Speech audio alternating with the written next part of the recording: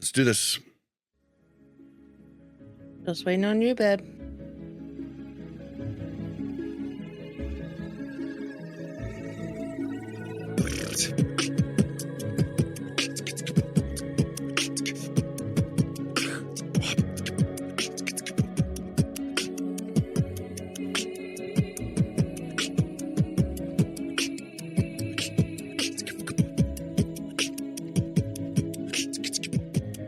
Welcome to Warcraft Reloaded, a podcast brought to you by Mash Those Buttons, covering World of Warcraft Classic and its community. I'm Bobby, also known as Blazzinbob, and we're joined by Mel, aka Melarina. How you doing? Hi, I'm good. It's good to hear. It's good to hear. And we're also joined by Buck-tastic. What's up, Buck? What's going on, buddy? Long time no see. Yeah, right. Yeah, so Buck's been on the show before. He was on the show with Apricot Cat a while back, but he's also the other host on my new show about the Chiefs. Buck and Bob take on Chiefs Kingdom. So there's a little bit of a look at what we're like on that podcast. It's something new I'm jumping into. I've never done anything but gaming podcasts. And now I'm doing a podcast about the Chiefs, and I'm also doing a podcast kind of stems from gaming, but that's We Are Survivors with Kef, our main tank in our raids. So I'm doing that too, but it's on the TV show. And that won't be out, though, the TV show part, until a little bit later. But if you look up We Are Survivors, you'll be able to see that. You'll be able to see us cover the first game and the second game. And then Buck and Bob is just BUKNBOB. You search that, we're that everywhere, all the different socials and everything, and Spotify, iTunes, and YouTube. The YouTube is ginormous. I think our top video has like 10 views. But hey, there slowly but surely. You got to start somewhere, right? So it's going to be good. But I like to start the show off by thanking our tank patrons in Croxford, Turtle Whale, and Braxton. I'd like to mention we stream the show live on twitch.tv/Blazzinbob. That's BLAZZINBOB. If you'd like to find any of our links, Patreon, yada, yada, everything is at warcraftreloaded.com. If you're looking for a Rested XP guide, please click the link down below in the show notes or in the whatever they're called on YouTube. And yeah, that link is also warcraftreloaded.com/restedxp. We would normally start with the comment of the week, which we will, but then right afterwards we would do voicemails. Unfortunately, this week we had no voicemails, which is a bummer. But if you want to leave one for next week, it's 816-866-1066 or speakpipe.com/warcraftreloaded. So yeah, we're going to do the comment of the week. Then we're going to talk about what we've been up to in WoW this last week. Then we're going to go over some news. And then we're going to have a is Mega Man on vacation. Sorry, I usually don't break to say something from chat, but yeah, Mega Man did not send us a voicemail this week, so hopefully he's okay. But at the end we're gonna have a discussion because we had something interesting happen, and it kind of revealed to me how complicated Season of Discovery actually is. So we're going to talk about that at the end, and that's going to be the show today, guys. So with that being said, Mel, you want to read the comment of the week? Sure. From Cody Watson, 9627. He said, getting runes is something that actually spices up leveling, and I hate how much we are so severely focused on getting to the end game. Kata is the endgame focused classic. Can we not just give all 30 runes to a level 60 on a vendor for gold? Do we want classic or a raid simulator? So on this one, I would agree with them in the beginning. I would totally agree. But the problem that we run into now is it's a daunting task to do them all now. That's the problem. The problem, the solo ones aren't that bad and kind of give some spice to the leveling, but they're way too hard. It's way too much now, and somebody new is just going to be like, nah, I'll just go play retail. I mean, it's daunting, and so I can't agree with you there. But what does everybody else think? Yeah, I mean, so I had the benefit of having you to fall back on and to kind of help me get all the way through to phase 4. But man, if I was starting a new character just by myself right now, you know me, I'm not the guy that goes out and finds the big guild and starts making friends and stuff. I just got on and play. And so I'd be lost on all the meaningful stuff, anything that's worth anything, I wouldn't have access to. So the game would probably be pretty boring for me, honestly. What do you think, Mel? I mean, I think we're thinking of it from we already went through it and we want to go through it again quicker. And I agree that I think we need to save people from themselves and enjoy the game. Yeah, but the Rune acquisition, I think, worked great in the sense that we were stopping at level 25, at level 40, at level 50, and then going to 60. And when the world was populated, like, we can't simulate that anymore. You know what I mean?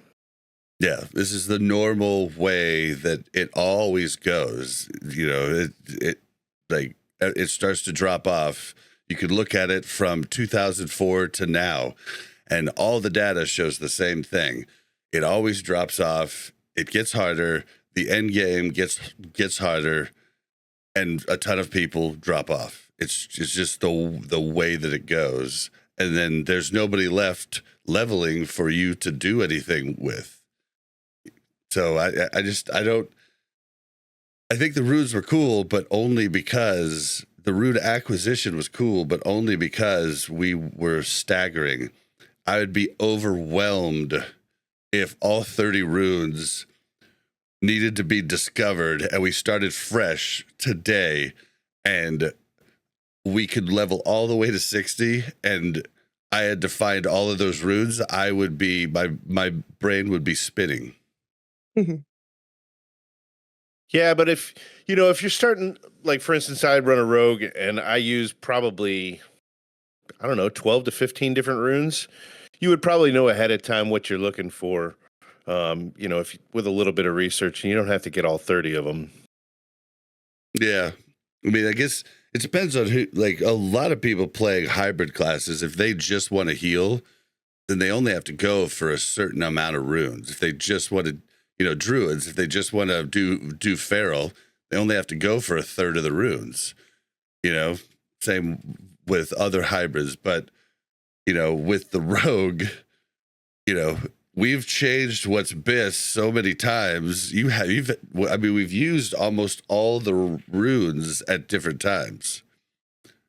So, and then there's runes that are way better for PvP, and you would want those too, but I don't think the rune system is going to be something that makes it into Classic Plus. I think the rune system was kind of a fun way for them to figure out what people want in changed talent trees. Although I really hope that there's my idea about, going down into a talent tree and then having certain talents that you can change, out of combat, similar to a rune, would be neat, just to change up how your character works. But I think that would be a lot less confusing than the whole rune system itself. And just changing out your gear and having your runes change out is really, like, it messes people up all the time. It's a pain. Yeah. Yeah. Well, anything else to say about that? I really don't think we're asking for raid simulator with just asking for the runes to be there for people that are just coming back to the game. No, I agree. I mean, I get where they're coming from, I guess. Like, sorry, I was looking at something else. I get where they're coming from. I think the reality of it sets in on, how realistic it is. And I think it was fun. And it's just like, we're never going to get the classic experience back. We're never going to get the fun of finding all the runes again back, Yep. Unless they make SOD 2. True. Yeah. Or side TBC, which people are asking for. And I'm like, I don't want to go to TBC. I don't like Outland.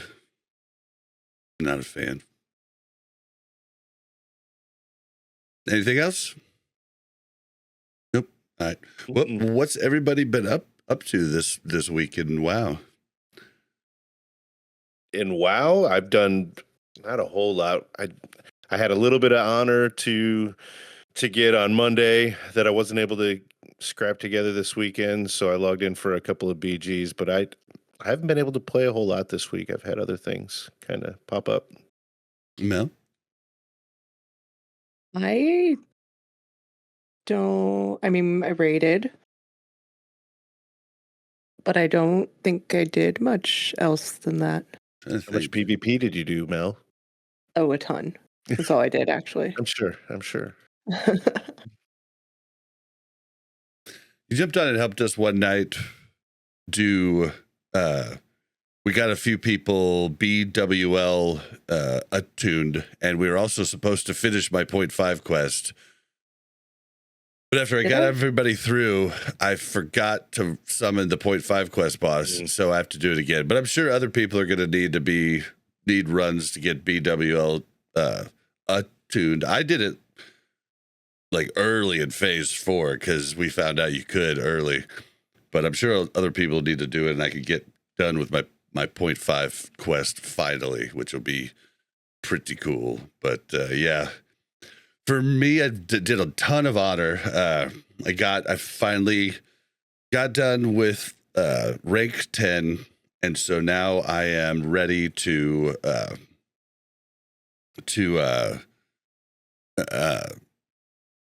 I'm ready to go when they up the ranks. I don't think we've heard if they're going to up it to 25 or to rank 12 or rank 13. But either way, I'm ready to go as soon as they up that. I think probably starting this coming Tuesday. So I'll be probably spending a lot of time in BGs, and we've got some stuff in the news to talk about BGs too. We could talk about this is kind of the discussion we're going to do at the end, but we did go into Molten Core again this week, and we'll get into what happened, when we do the discussion part of the show. So you guys going to need to stick around for that. But yeah, it did not go swimmingly. We had all kinds of problems, which we'll tell you about later. But we basically had a full wipe on is it Shaz? Whoa, why can I not think of the name of the boss? Sulfuron. Yep. Yeah, we had the boss we should not have wiped on, but it's fine. Wait, Yeah. I thought it was on Gar. No, Sulfuron. We had about 8 of the 20 people die throughout the raid until Sulfuron. Multiple times.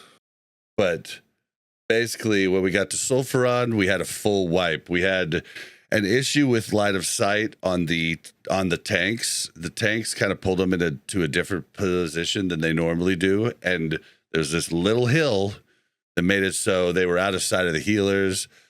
That was a problem. We'll talk about the other problems later, but all in all, we did end up, coming together, and without world buffs, we did end up completing Heat 3, even killing the Molten Meatball with no world buffs.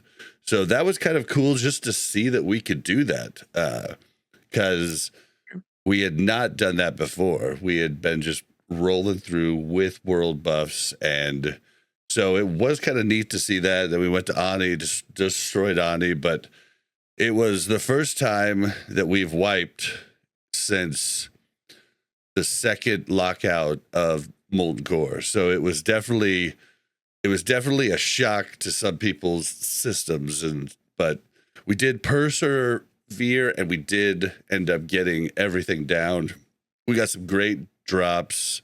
Crispix hadn't been able to raid with us since the very first Saturday that we raided, the very first lockout, when we just strolled through Heat 1 and it was just easy. But he was able to get 6 of 8 tier 1 Perdition's Blade and Corehound Tooth.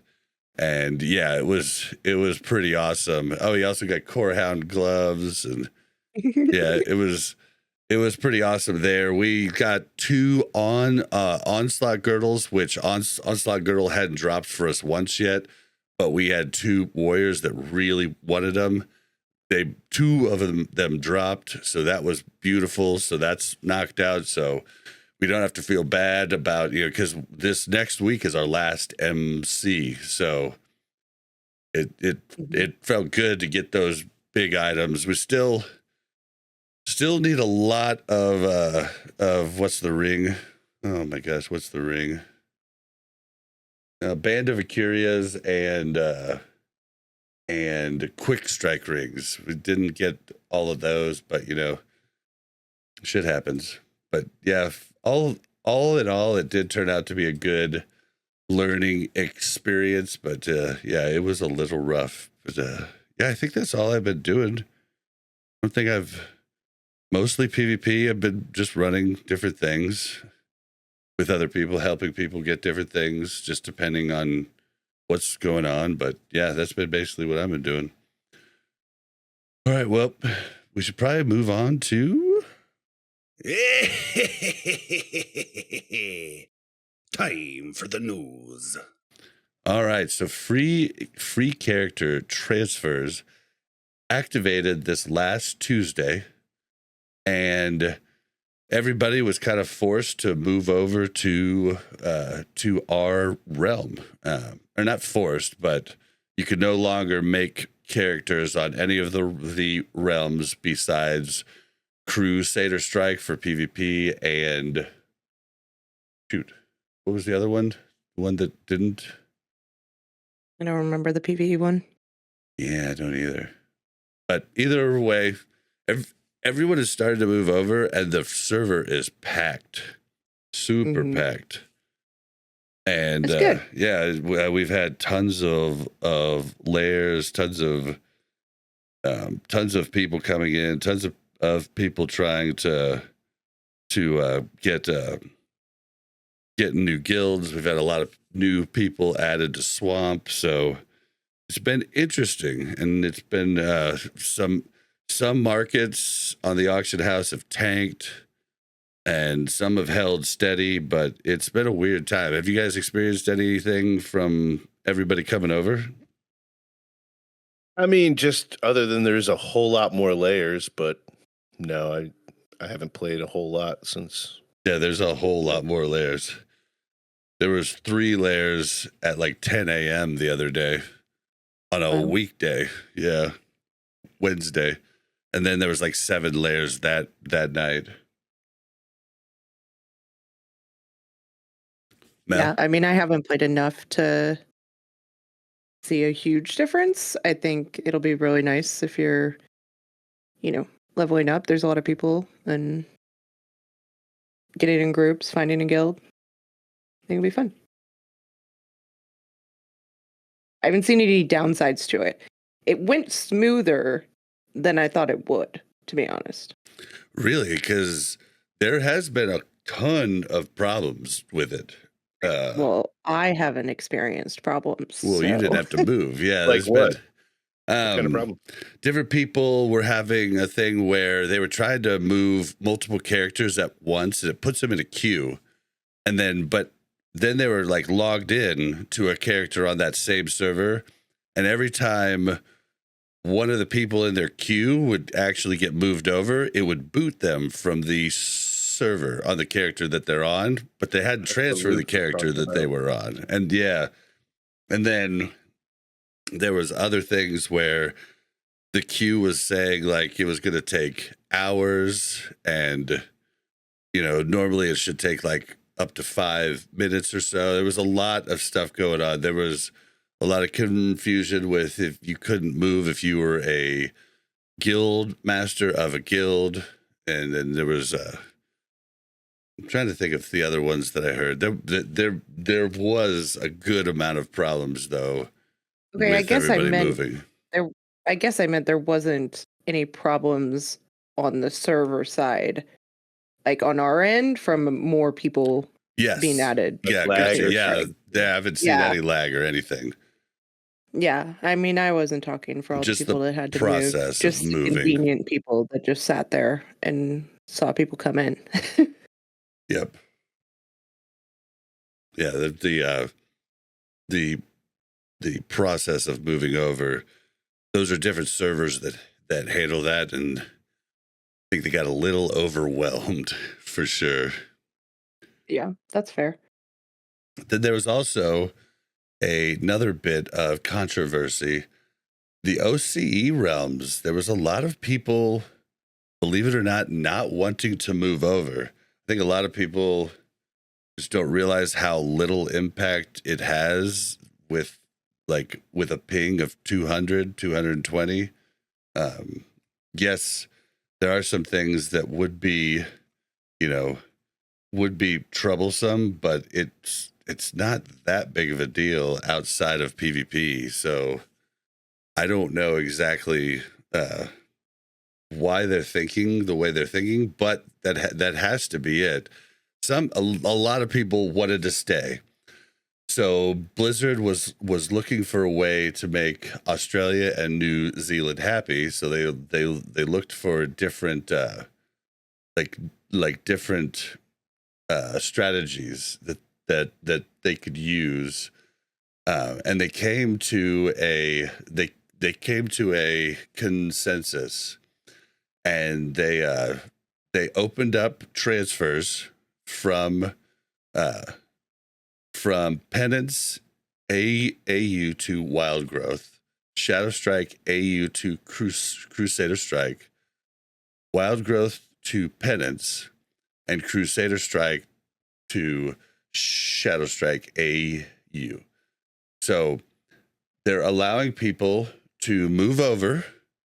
Oh, so there's like 2 Australian servers too? Yeah, and they're allowing people to move over and then move back if they want to for 2 weeks. They're going to, give them a chance to see if they like it, play around, see if the lag is something that they can handle, and then if they want to, they could transfer back to the OCE servers, and everything is good. They are not leaving it open more than 2 weeks, though, for shenanigans like muling goods and stuff and gold and stuff over to, back and forth between the 2 servers. So we're just going to get a short time for them to make a decision. And so, yeah, it's going to be interesting. What is the population on the Oceanic servers? I thought it was pretty low. Super low. Yeah, it's like, that's why me and along with the devs don't understand. We don't understand the want for this. Like we don't get it. I mean, I would hate to play at 200 ping if I had been used to playing at really good ping. So would you? Yeah, but it's not that big of a deal with this old of a game. But at the same time, there are things that do get affected by the high ping, So I do get it. If they're trying to mob tag or trying to tag a quest mob, and they're spamming and I'm spamming, I'm gonna win the spam. That's a totally legit thing, and that would suck. But Would it suck more to just not be able to play? Because Shadow Strike currently Raiders, this is from ironforge.pro, has 2,708 players on it. And then Penance PvE server has 452 players on it. Wow. Yeah. And then So how many do we have? we have 10 on Crusader Strike US. We have 10,189. So, but, Shadow Strike does still have 50-50. So that's good on them. But I just feel like there's not really much they can do for the Australian players unless the Australian players recruit more Aussies to play. Which is also an option. You guys need to go to Walmart and yell out, World of Warcraft Classic, Season of Discovery. Give them all their first month free. Get them addicted. Oh, that's an interesting. Give them let them all move. Well, but see, you just can't let the back and forth go for too long because people will take advantage of muling goods and stuff and gold back and forth, which just wouldn't work. So Yeah. But yeah, I would love. I wish, I could have talked to somebody because I mean I don't really. I wish I could have had an Aussie on the show to talk about it because, it's something that really doesn't affect me at all. But I just feel for them not being able to find groups and generally the servers dying because of that and not being able to find raids. And so I just don't get why they wouldn't want to move to the big server. How, could they? No. I mean, Crusader Strike is a Mountain Time server.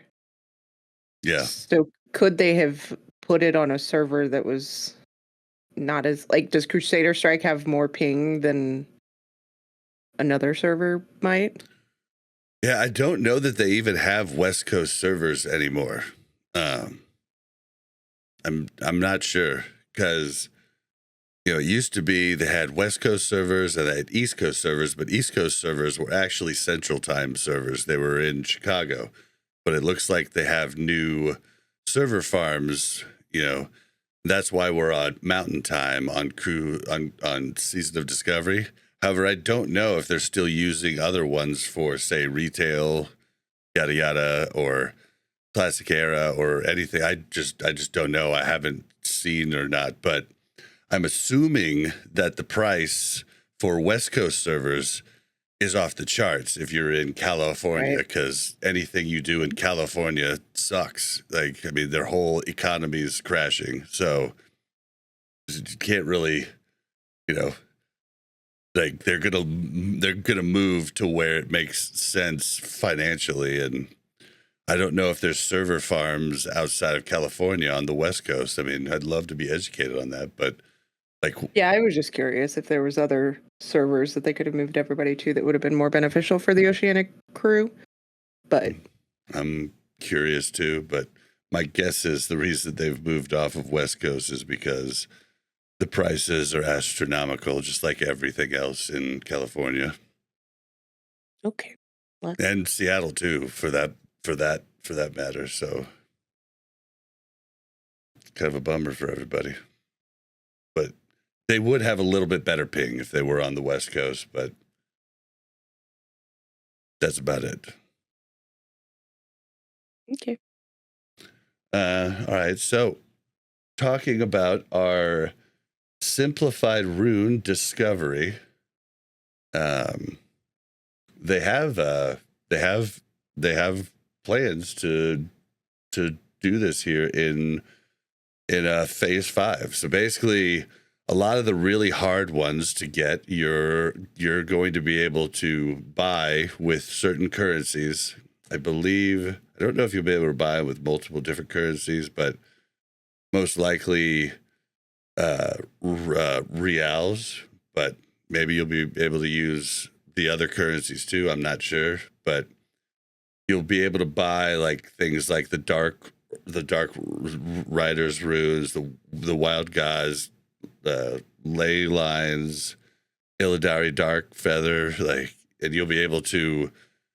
They'll be account specific, and you'll be able to give them to your alts if you want to. So that'll be a way. And then they've also streamlined some of the runes for new characters and made easier to complete and obtain. So I'm assuming drop rates increased, things of that nature, but they don't exactly say in this what they're gonna do. Okay. I mean, it was this information the last time we went over it. It was like data mined information, right? Yeah. This is actually And Blue now Post. Blizzard's coming out and saying that they are doing something. We just don't know what yet. Yep. But being able to give them to your alts helps a lot for alts. But I'd be interested to see what the discoveries streamlined means to new characters, because we want to grow. You know, you're not going to grow very big, but you want to grow.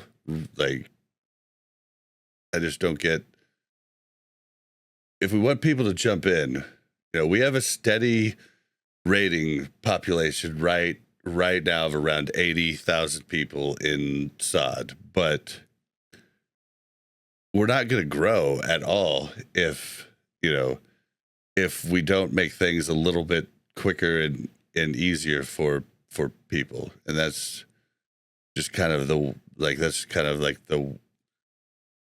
truth of it, because Kata's falling out of fashion like crazy. And I believe they had a new raid come out and they didn't even see an uptick. I mean, Kata's almost down. They're down to 120,000 raiders, so they're almost down to as few as us. And we can't just do a fresh every time population dips. I mean, I know there's a ton of people that ask for that, but it's absolute absurdity. Do we just want to skip the game, or, you know? But it might be, I talked about it before, it might be the way to go. Just never have a server go past BWL or past the first raid, because it seems like that's what everybody fucking pusses out. Just looking at the data.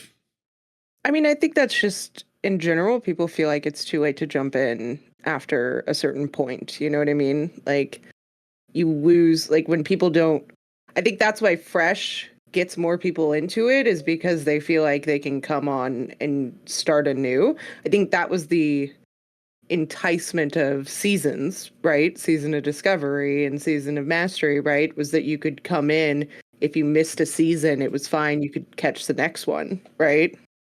Well, and I think it's also just kind of shows human nature and the lack of ability to commit to something that's more of a long-term goal.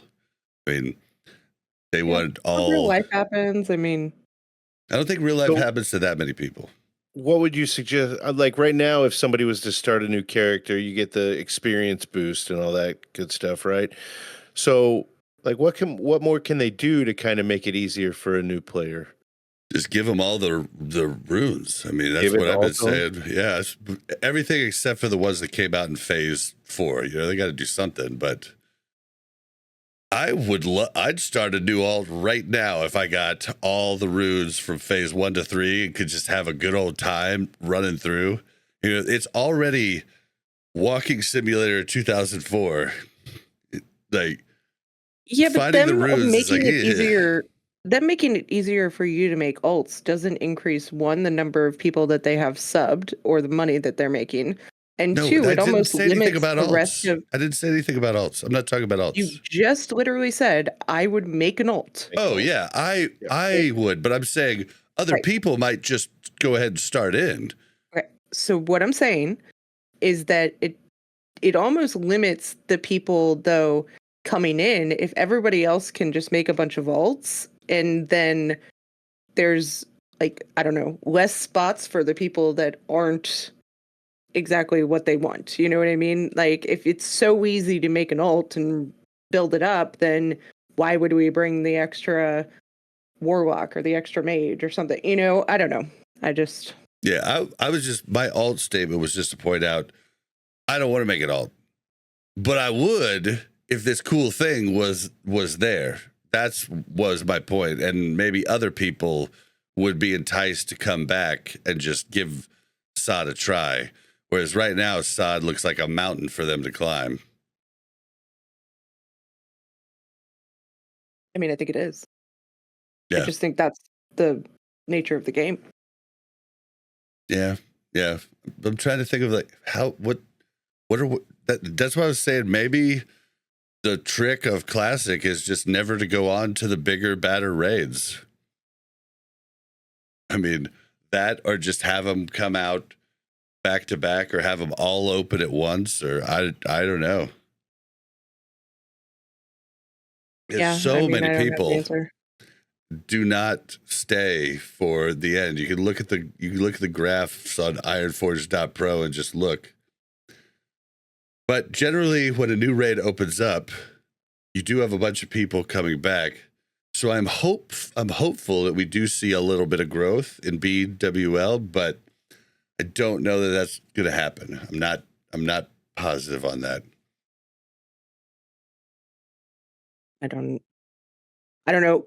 Sod adds a new complexity to it too, rather than it just being a remake of Classic, right? Where people don't know how to play either, right? So they'd have to come in.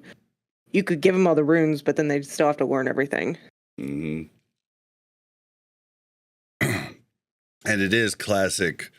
I mean, it's Classic Plus in the sense that there's a lot of stuff more you have to learn besides you could know Classic, and if you haven't played Sod at all, you come into Sod and you're all of a sudden a complete noob again.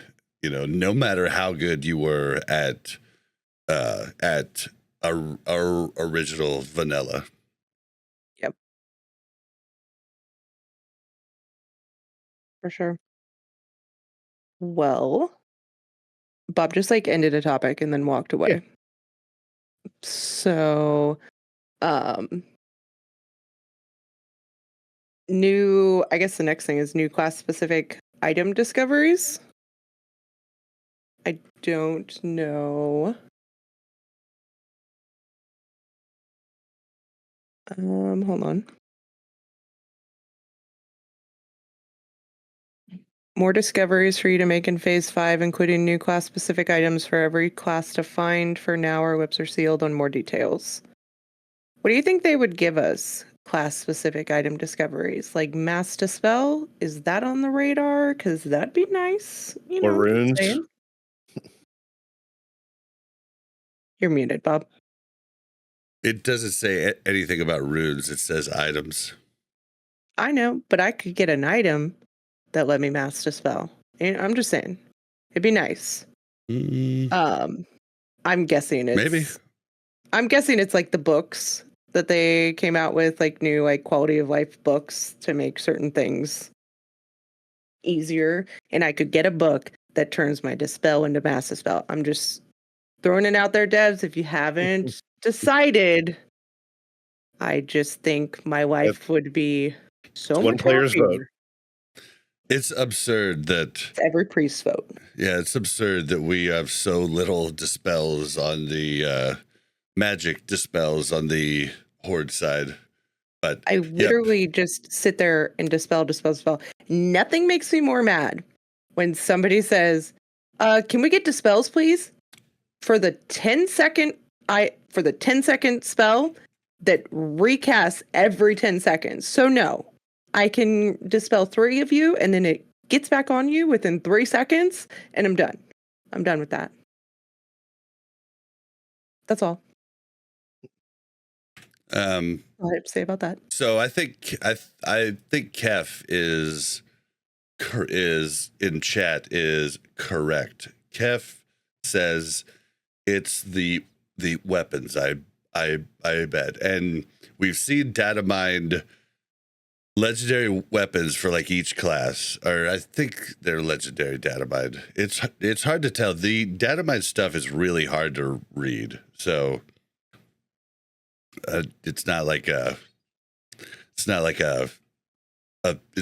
easy thing to read. But yeah, it's I'm pretty sure it's the new weapons, and yeah, it could also be things like like the cape that rogues got in like phase 2. We're still using that shit in PvP, like, because it gives us three levels of stealth. Like, it's so useful. We have to.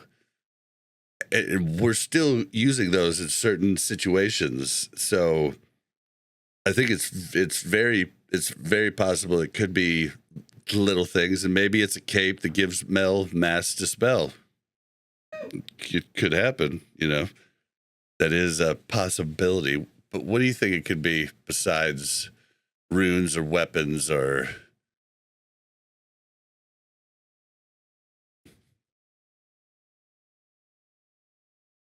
I can't even imagine what it could be, honestly. Could it be class specific mounts? Yeah, that's lame though. Is it? It is, because it's just cosmetic. Oh, well, I mean, what's wrong with cosmetic? I don't know.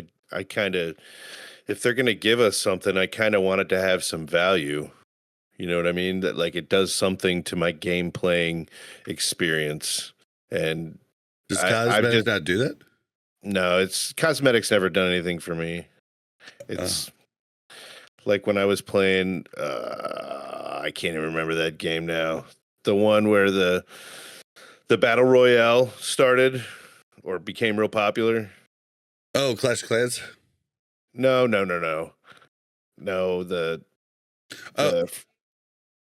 Apex Legends? No, is before that. Anyway, my point is, like, you could buy with real money like these awesome suits and these, I mean, but they did nothing. There was no stats with any of it. And I knew a guy that I used to work with at one of my other jobs, and he said he spent over $1,000 in absolutely nothing but outfits to wear. Oh, you're talking about transmog type of shit. Yeah, I think that's lame too. But I am bummed that my brutality blade is the normal version and not the molten version that goes on your back. Like, that increases my gameplay experience because I see that sword on my back and it's different and it's, you know, it's out of the ordinary. But I don't like things where you could just change what you're wearing. Like Diablo does that, and it just feels lame to me too. Well, that's what a mount would be for me. That, you know, it's just a different mount that I could, unless it's faster. Oh, see, I think it's, But then it would I think be the it's same cooler. for everybody. I hate my undead horse mount. I think it looks bad. I don't like it. I would love to have like a cool mount that feels cool to ride, like a Mechanostrider. Although it's only cool on the horde side for undead, it looks dumb as hell on everybody else. Troll, you know, like stuff like that. Ani cloak with real stats, huh?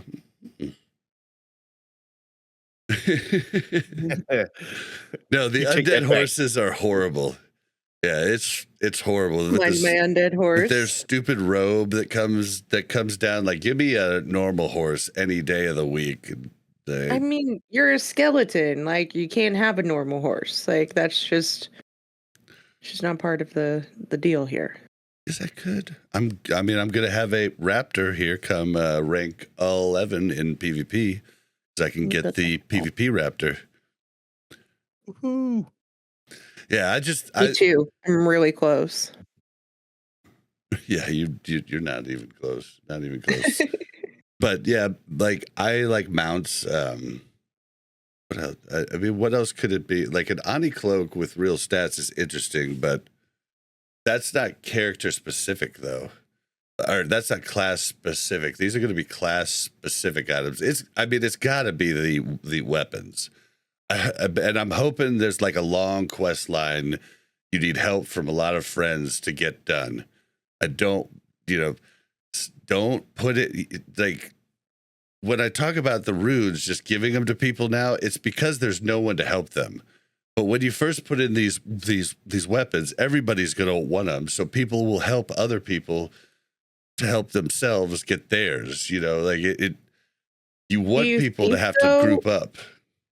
Do you think that, I think we're thinking of this as like it's something to discover within the world, but it could just be like new class specific weapons added to the boss loot in Phase 5, right?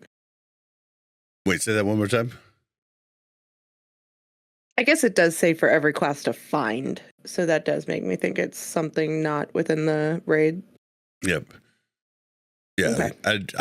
I think now you might have to do things in the raid, but I mean that might be where we got the data mine stuff for the shaman only item that turns them into one of the goblins that drop Elementium ore, the goblin technicians or whatever they are. I wonder if they have to do something during that, or maybe they have to change into that and talk to the goblin guy. Specific item. Oh, it's just a toy. I mean, It could just be toys. That would kind of suck. Like toys that turn you into, a goblin or turn you into this or that, or that would be a little bit of a letdown, unless it was. Yeah, I don't know how you can even. That would be a letdown. I feel like they're almost screwing themselves by by giving the teaser and not more information, because we're all gonna think of something like super epic, and then they're gonna announce it, and we're gonna be like, announce that it's a mount. Yep. But that's what they want to do, though. They want us to help them come up with stuff. They want content creators. They want people in the forums. They want people on class discords. They want people to talk about it. That's why they give the tease, because that's just free. That's just free development right there. That's free ideas, that they can take. Yeah, season 5's coming out in like a week. I think if they haven't already developed this shit, they're baiting others to do behind. Their job. Yeah, but you gotta remember, this is all just a big testing ground for Classic Plus. So any like bits of stuff that they put out here are gonna be great, and give them ideas that they could possibly implement in the future. Oh, I know. Not just in SOD, or it could be in the next phase. Hey, there's Mega Man in chat. We didn't have any voicemails, Mega Man. Oh man, everybody asked if you were okay. Looks like you are, though. Looks like you are. But yeah, I think it's the weapons, but we'll move on to the new PvP updates. So should I just read this? All right. The new phase ushers in additional honor updates along with an increase to PvP ranks over time, beginning with the release of Phase 5, allowing characters to continue earning ranks above rank 10. Players earn more honor in battlegrounds along by turning in marks of honor, and will earn slightly more marks of honor for losses in Warsong Gulch and Arathi Basin. So basically, okay, so this is something we found out the other day, guys, that I did not know. So if you turn in 3 marks of Ultric Valley, you get 400 honor. Well, it's 398, but we'll just say 400 for the sake of this because it makes it easier. You get double that for turning in 3 Warsong Gulch marks or 3 Arathi Basin marks. So you get a lot more honor per mark doing Warsong and Basin. I did not know this. I thought they all just gave you 400. Yeah, so me too. Now with this slight change, you're going to earn more marks when you lose. So I'm assuming you'll get 2 marks when you lose Arathi Basin or Warsong Gulch, whereas you only get 1 mark if you lose Alterac Valley. But Alterac Valley marks on the whole are just worth half of what the other marks are. Now, they did say players will earn more honor in Battlegrounds. I'm assuming they didn't up the honor gain in Alterac Valley. I'm assuming they only upped it in Arathi Basin and... Well, yeah, it says, it's the same sentence. It says, players earn more honor in Battlegrounds along by turning in marks of honor and will earn slightly more marks of honor from losses in Warsong Gulch and Arathi Basin. Yeah, but it says Battlegrounds. I believe that it's just going to be Warsong Gulch and Arathi Basin that you get more honor during Battlegrounds. Will you get some honor in Warsong Gulch if your team doesn't score a flag? Because that's what sucks, is getting worked, playing for 25 minutes and then getting 0 bonus honor. I think Warsong's still going to be shitty if you're outside of a pre-made, because that's the other surprise that isn't in the notes that I just got sent. I believe it was Irene tweeted out. I could look, I guess, before I say for sure. Give me 2 seconds. Message just shit ton of people. Hold on. Oh, there it is. No, it was the WoW Classic Devs account. We added more info to the PvP section, including new rank 13 cap. Okay, so rank 13 is the new cap. 1 rank from the top, which is 14. 14 gives you the weapons. 13 is everything else.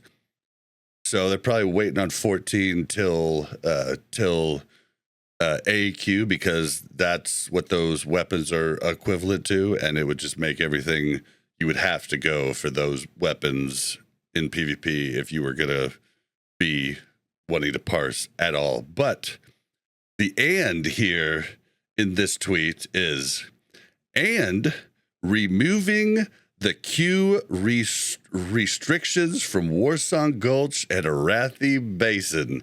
Oh! Hallelujah. Pre-mades are back, bitches. Pre-mades are back. So now you don't have to queue crappy pug Warsong Gulches. You can get 10 friends or 10 complete strangers, which will happen too. And you can queue as 10, you can queue as 15 in Arathi Basin. This is so exciting for me. I was trying to hold it in there as a surprise, but I am so excited. How do you guys feel about this? I love it. I mean, that's been something we've had to kind of deal with. You know, if we wanted to try and get in the same, battleground together, we'd have to queue up several different groups and hope we pop together. And that's been a struggle at times, and it's just been a pain in the ass at other times. So yeah, it's been horrible. And if you don't like it, just get into a guild that does a lot of PvP. Yeah, you're not gonna win on that debate. There's a vocal minority that complains and bitches constantly about pre-mades in PvP, even though when pre-mades were around, PvP was booming. When pre-mades left, PvP was dooming. Mm-hmm. So, yeah, but there's a lot of people that just they don't see the big picture. I mean, the majority of people, I guess, really don't see the big picture. That's kind of the problem with life in general. They see their problems. They see what they want changed. They don't see the overall overarching picture. And I do it, I believe, well, but I don't do it really well or awesome or amazing. It's the same deal with when someone says, put yourself in somebody else's shoes. That shit's impossible. You don't know all their life experiences, all the things they have went through. The best you can do is try. But most people don't even try. They just think in their own head. Like, and you can always tell when somebody says, well, I thought you were going to do this. And that's because that's what they would do. Mm-hmm. Not because they've thought about that person specifically of what that person might do. It's something a lot of people think they're good at, but aren't good at. But yeah, Mel, are you going to be down to do some PvP now? I don't see how this changes anything for me. Sad. It is so sad, man, because PvP is so much fun. Yeah, and It's not that I don't love PvP. It just, like, I just don't have very much time and I'm really busy. And I feel like I would have to commit to doing PvP more to get any benefits from doing it. You know what I mean? yeah, that's the unfortunate part. I wish they would change that part. Like, change this whole, like, you have to hit 80K or you get nothing bullshit. Like, Yeah, I hate that. just have it so you could, it's just a progression. So somebody, if they wanted to, could do it, 5 hours a week and eventually get there. Like, just do that, please. I don't understand what the benefit of making you hit a certain cap to get to the next level is. I don't either. I think that was. Oh, go ahead.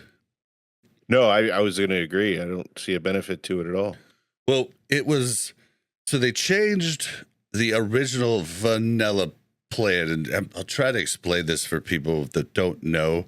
I'm sure Jason doesn't know too, or Buck, sorry. But yeah, so it used to be that there were brackets, and people in the community would talk about it, and they would decide who's gonna, like, what the bracket should be, who is gonna be the next person to get a rank, because only one person per week could get rank 14. So there were these different brackets, and these people were getting 1,200,000, like 1,200,000 honor to be able to get rank 14 at the very end. And it was, I mean, there was a guy in Classic 2019 that died because of it. He died at his computer because he just ran himself out of gas completely. Didn't eat, didn't hydrate. I mean, it was way too much. So they changed it. But I think this whole, stopgap was where they kind of met Classic players in the middle that they thought would be upset with them changing it and how it worked. Because it was epic and it was one of the most crazy things you could ever get. But I don't think that was ever a good idea. I mean, I could be, it could be crazy, but I don't think it was ever a good idea or a healthy idea. And it was bad. But this whole thing where, I mean, I had a friend who was rank 9. It was Vendetta. He's been on the show before. He was rank 9, 90%. But he still had to get 140,000 honor just to go to rank 10 more percent. I mean, it's absurd. Like, just have it. There's a bar there for a reason, right? Just have it slowly go up and let people earn at their own pace. Because it sucks when you forget Monday to jump in and do a couple BGs to get the last part of the honor that you want, or if you just can't make it home. I mean, it's horrible. Yeah, I feel like if they want to make it more difficult, then they can just up the amount of honor it takes to get to the next rank, and then just let you, gain your honor at your speed. Yeah, which would just be. I've lost so much honor doing battlegrounds with you on the weekends, where all I was doing it is on the weekend, and I just didn't care enough to get to the next level. Well, and then also, for the first 2 phases, I think you didn't even know that there was stopgaps, and I had to tell you to get an add-on to tell you, and Yep. you shouldn't have to have a freaking add-on. Like the add-ons should add on. They shouldn't be necessary. Yeah. Their names are add-ons, not necessity-ons. That's a good one. Well, and I think they can cap it, right? Like, I think it'd be fine to put a cap on how much honor you can earn. Yeah, definitely. Like, that's fine for me, but I feel like it shouldn't be this, like, you have to commit to playing if you want to rank up. Yeah, because it ruins weekends. I mean, it was the whole deal with Classic 2019. I had to pay an arm and a leg to respec to PvP spec on my warrior, and then I'd feel obligated, like I had to PvP the entire weekend just to make this 50 gold. It was 50 gold to change to PvP spec, and then 50 gold to change back on Tuesday. Damn. And that was 100 gold. And inside 100 gold isn't hard to make. You can do dailies and make 55 gold, right? Easy. But in Classic, it was hard to make 100 gold. It was really hard. And so I'd be basically giving up, 5 hours of game time to make that 100 gold. And then I would just feel like I need to play the entire weekend PvP. And that sucks, and now we have dual spec, and we can switch over easy, but we've got this stupid step caps that we have to get to, and I just don't get it. I wish I could ask the devs specifically. I mean, I guess I could, but I try not to bother them in DMs and everything and whatnot. So I rarely actually message them unless it's really important. But yeah, it's just, I don't get it at all. But, yeah, I'd love to know if anybody has any logic or any explanation as to why it would be beneficial. Mm-hmm. Yeah, I would love that too. But whatever. But it's really exciting that they're really pumping up Warsong and Arathi Basin, because I don't know that I can do any more Altaric Valley. I've done so much on my rogue that I probably would have gotten exalted twice over in rep, maybe even three times over, because I've been exalted forever. So why do you still do it? Because it's the best honor per hour. Year. Oh, okay. Yeah, for the stupid stopgaps. Yeah, stopgap's the wrong word for it. The plateau quota, the quotas of each week to actually move up. I feel it would be just so much nicer for everybody just to chill and be able to do it at their own pace. But we'll see. All right, what is Demon Fall Canyon, the new dungeon in Ashenvale has a new boss. I'm assuming they're going to put really good gear on it, because all we do in that dungeon is kill the first 3 bosses and reset, because the stuff on the last bosses doesn't matter. I'm assuming we're going to have to kill the whole dungeon, and this new boss is going to have some really good stuff on it, which for me kind of makes me go, because I had to run that first 3 bosses so many times to get, to get my fire extinguisher and my chalice, and it's just hopefully And the you don't new know boss is in the middle somewhere. Yeah, and maybe it doesn't even drop anything. Like maybe it's a catch-up mechanic too from like Molten Core, maybe gear. I'm guessing it's not going to be like a required item, but I don't know. I mean, is any items required besides like the necklace to get into Ani or the Ani cloak to survive? I mean, I think like even a required item, like even like a fire res required item, like you would feel like if it has a really good resistance on it and you could replace a less gear with your fire res set. I don't know. Like Yeah. I would feel like that'd be not required, but like you would want that. Yeah, and you're definitely going to still be using fire resistance in BWL, just not for every fight like you have to now. Like, there's not going to be like a insta death thing, for not having fire More resist. annoying for me, to be honest. Yeah, I Like know. having to remember to change my gear sets and stuff. That's ridiculous.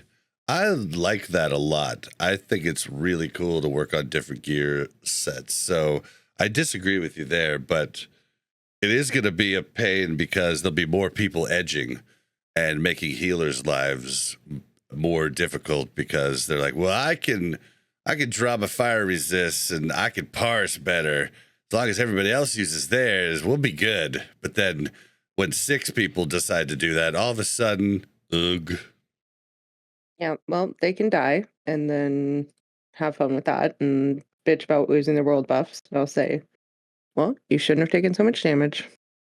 Hey, I will say that the amount of times that I died in the raid this week, I didn't once bitch about losing my world buffs. I didn't True. once complain about the healers. Mm-hmm. Yep. Because I know whose fault it was. So I mean, it's fine. It happens. And I don't know. I just feel like it is going to get complicated. But Well, what the is the big problem Crystal with Vale that, raid? Mel, Did we talk about that? Did I miss? that's that going to be the conversation? last thing we talk about here. Oh. It's down in number 4. But so, Mel, the big problem with that is you say we'll let them die. And yeah, that's all good. They learn a lesson, but it fucks the raid. Everybody that doesn't have world buffs holds the raid down from parsing properly. Everybody who doesn't come with world buffs holds the raid down from parsing properly. Like the kill time of But that's not fights my fault. goes way into parsing.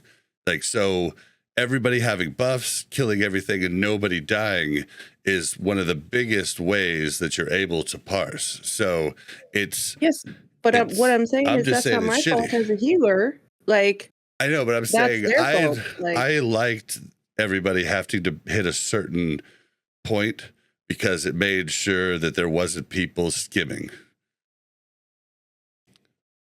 okay. So, but yes, the last piece of news is is a little weird. There's a new Crystal Vale raid, Prince Thunderaan boss. I think it's just a world boss. I don't think it's like a raid where you're going to kill a bunch of things. It says reimagined as a true world boss tuned for 20 players, but allowing up to 40. Yeah, he's so this is the huge guy that you would kill at the very end of the quest to make Thunder Fury. And now he's going to be instance. It used to be you had to kind of fight people there to make sure that you got it, that you got the tag, you got it down. And now it's going to be instance like the other world bosses, which sounds fine to me. The one thing that doesn't sound fine to me is if you look at some of these comments, it sounds like you're going to be able to still get Thunder Fury without bindings. And that sounds a little crazy to me. That sounds really crazy to me. Because That means nobody's going to have to go back to Molten Core to get bindings. And I know you're going to say great, but I'm going to say that makes Thunder Fury kind of worthless and kind of... Well, it kind of makes the bindings that we got this phase seem irrelevant, I guess, right? Well, we'll see what all you have to do to get it, but it might just be an alternate way to get it. They put in here, Thunder Fury, Blessed Blade of the Windseeker, you'll be able to earn this legendary weapon, which has had a few additional improvements for Season of Discovery.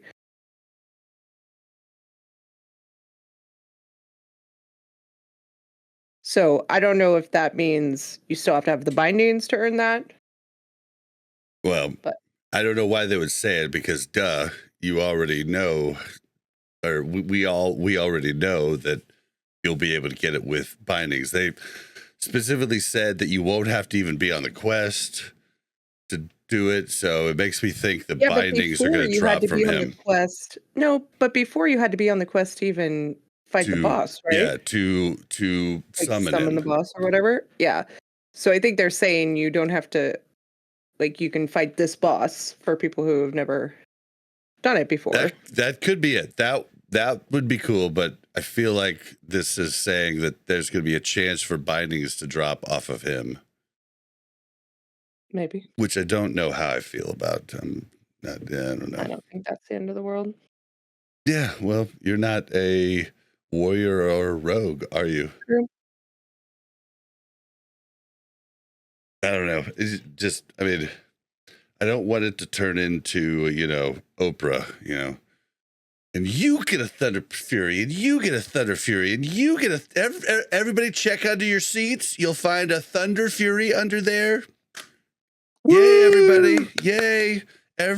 Everybody gets a trophy. I don't know. Nothing? I've said my piece on this. I think that it's fine. And well, you guys tell us what you would think if like, you want them to hand you runes from a vendor, but you want to go back to Molten Core every week. Runes are very different from Thunder Fury. It's like you're talking like apples to God. Like these are very different things. So what if they drop off of this world boss too, but you could get it quicker if you went back and did Molten Core binding runs too, right? Like if it's a really low drop rate, it wouldn't be the end of the world. Yes. Yeah. But I don't know, man. I don't know. Oh, man. Kev, are you going to jump in here for the last conversation, or are you still driving home? Asking chat here. Any, in all fairness, you still have to kill the raid boss. Well, yeah, you had to kill, yeah, it's not a hard boss, Mega Man.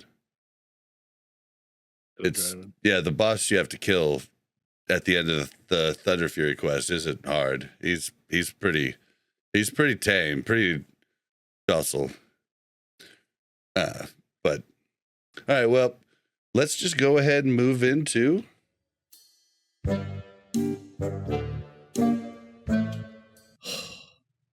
Bobby, we need to have a talk about this World of Warcraft Classic. Do I look like I know what a WoW token is? So, our discussion this week is going to be, is SOD too complicated? And if you asked me last week, I probably would have said no. But I had a unique experience this last week with Buck here, and so Buck hadn't done Molten Core with us except for the first lockout, Heat 1. Basically, you just walk through, you fart on the bosses a couple times, and they fall over as long as you're not morons, right? Like, all the new mechanics are most of them are pulled out, Like it's really easy. That was my biggest surprise, is that there wasn't a big explanation of strategy before each boss. When in all the previous raids we had done that all the way through the phase. Do you mean the first time you came or this week? This week. Yeah, so this week it's on farm, like nobody really explains anything when it's on farm. So there's not an explanation before every boss unless it's like a really hard boss. We usually would when a new person would come in. And I think because we play with Buck all the time, we didn't consider him a new person, but he was new to that raid. So I think that's on us. We should have explained the mechanics of the bosses before we went into them with somebody new to Heat 3. Yeah, I don't agree, because that wasn't the problems we ran into. The mechanics were pretty much fine. We did explain Gar. We did explain Baron, because, Baron's the one where you can kill people, like one person could kill a bunch of people in the raid, and then, the different ones were, the other ones, like, it really doesn't matter. They could just kind of learn on the fly, but that wasn't really the problem. So leading up to Buck coming into the raid, and he's raided with us all through Sunken Temple, all through Nomnagan, all through BFD, and everything's been fine. But he had job things going on at the start of PE4 and was not able to come. So he didn't get that slow learning process, right? So leading up to the raid, I realized how many things I had to tell him that are, yes, common knowledge for all of us who have been raiding every week, from the start of Molten Core, but it was not common knowledge to him. And I remember one of the things I was pointing out, fire resistance, and I was talking about, all right, so Mark of the Wild doesn't stack with the shaman fire totem, so that gives you 60. But if you also have the 27 from improved Mark, or the 20 from normal Mark, then that just doesn't stack. So if the totem falls off, you still have the 20 or the 27 from Mark. And I'm explaining all these different things to him, and he goes, well, how do you know that? How do you memorize that? I was like, I don't know. I just, a lot of information, and then you slowly learn and remember, and then you know what stacks and what doesn't. But it's not just spelled out, and we had all kinds of problems like that. So Jason, I don't know if you want to talk about, because you were stressed out coming in. And oh yeah, well, it was being hammered home that that our fire resist has to be at least this for Heat 2 and at least this for Heat 3, and then especially on Gar, and I was trying to get a fire resist, and you were saying the hard number was 226, and then I was like, but hold up, I'm only at 196, and it's like, I don't want to be the guy that absolutely screws the raid and wipes the raid. And okay, so it wasn't just the fire resist, because there was another problem going on with some of my macros that were replacing gear in mid-fight. So that was a problem that I had to fix after that first death. But yeah. Yeah, so also flasks, that's not something from Sod, but he accidentally took a Titan's flask, and it went right over his flask of chromatic resistance, which he was counting on to get him past the 226, that and Mark. And so we didn't even realize during a lot of the fights, because he was getting hit, but our healers were keeping him up most like most of the time, and we didn't even see this. And it's almost like we found a new coaching strategy. We're like, okay, well, we should tell healers if a DPS is dying really fast, let them die, because they're getting conflagged, and then we're good. They're dead and they're no longer spreading it. But it was the first time we've had to deal with this, and it was extremely hard for somebody new to like come in. And then I started to think about, he got a whole bunch of new gear, and then you have to change your runes out every time you swap the new gear in. And these are all things that are just overly complicated about SOD that aren't there for a lot of the other, for Classic in general. Classic it's definitely a lot, but SOD is a lot more. Yeah, and I'm grateful to have that walking WoW encyclopedia as a best friend that to kind of help me get through it. But I mean, it would, like I said earlier, I mean, if I wasn't hanging out with you, my SOD experience would be farming gold. That's all I would do. Well, like what were some of the things, like, walk us through, what were some of the things that confused you throughout the night? Well, at first it was, you were like, who got conflagrated?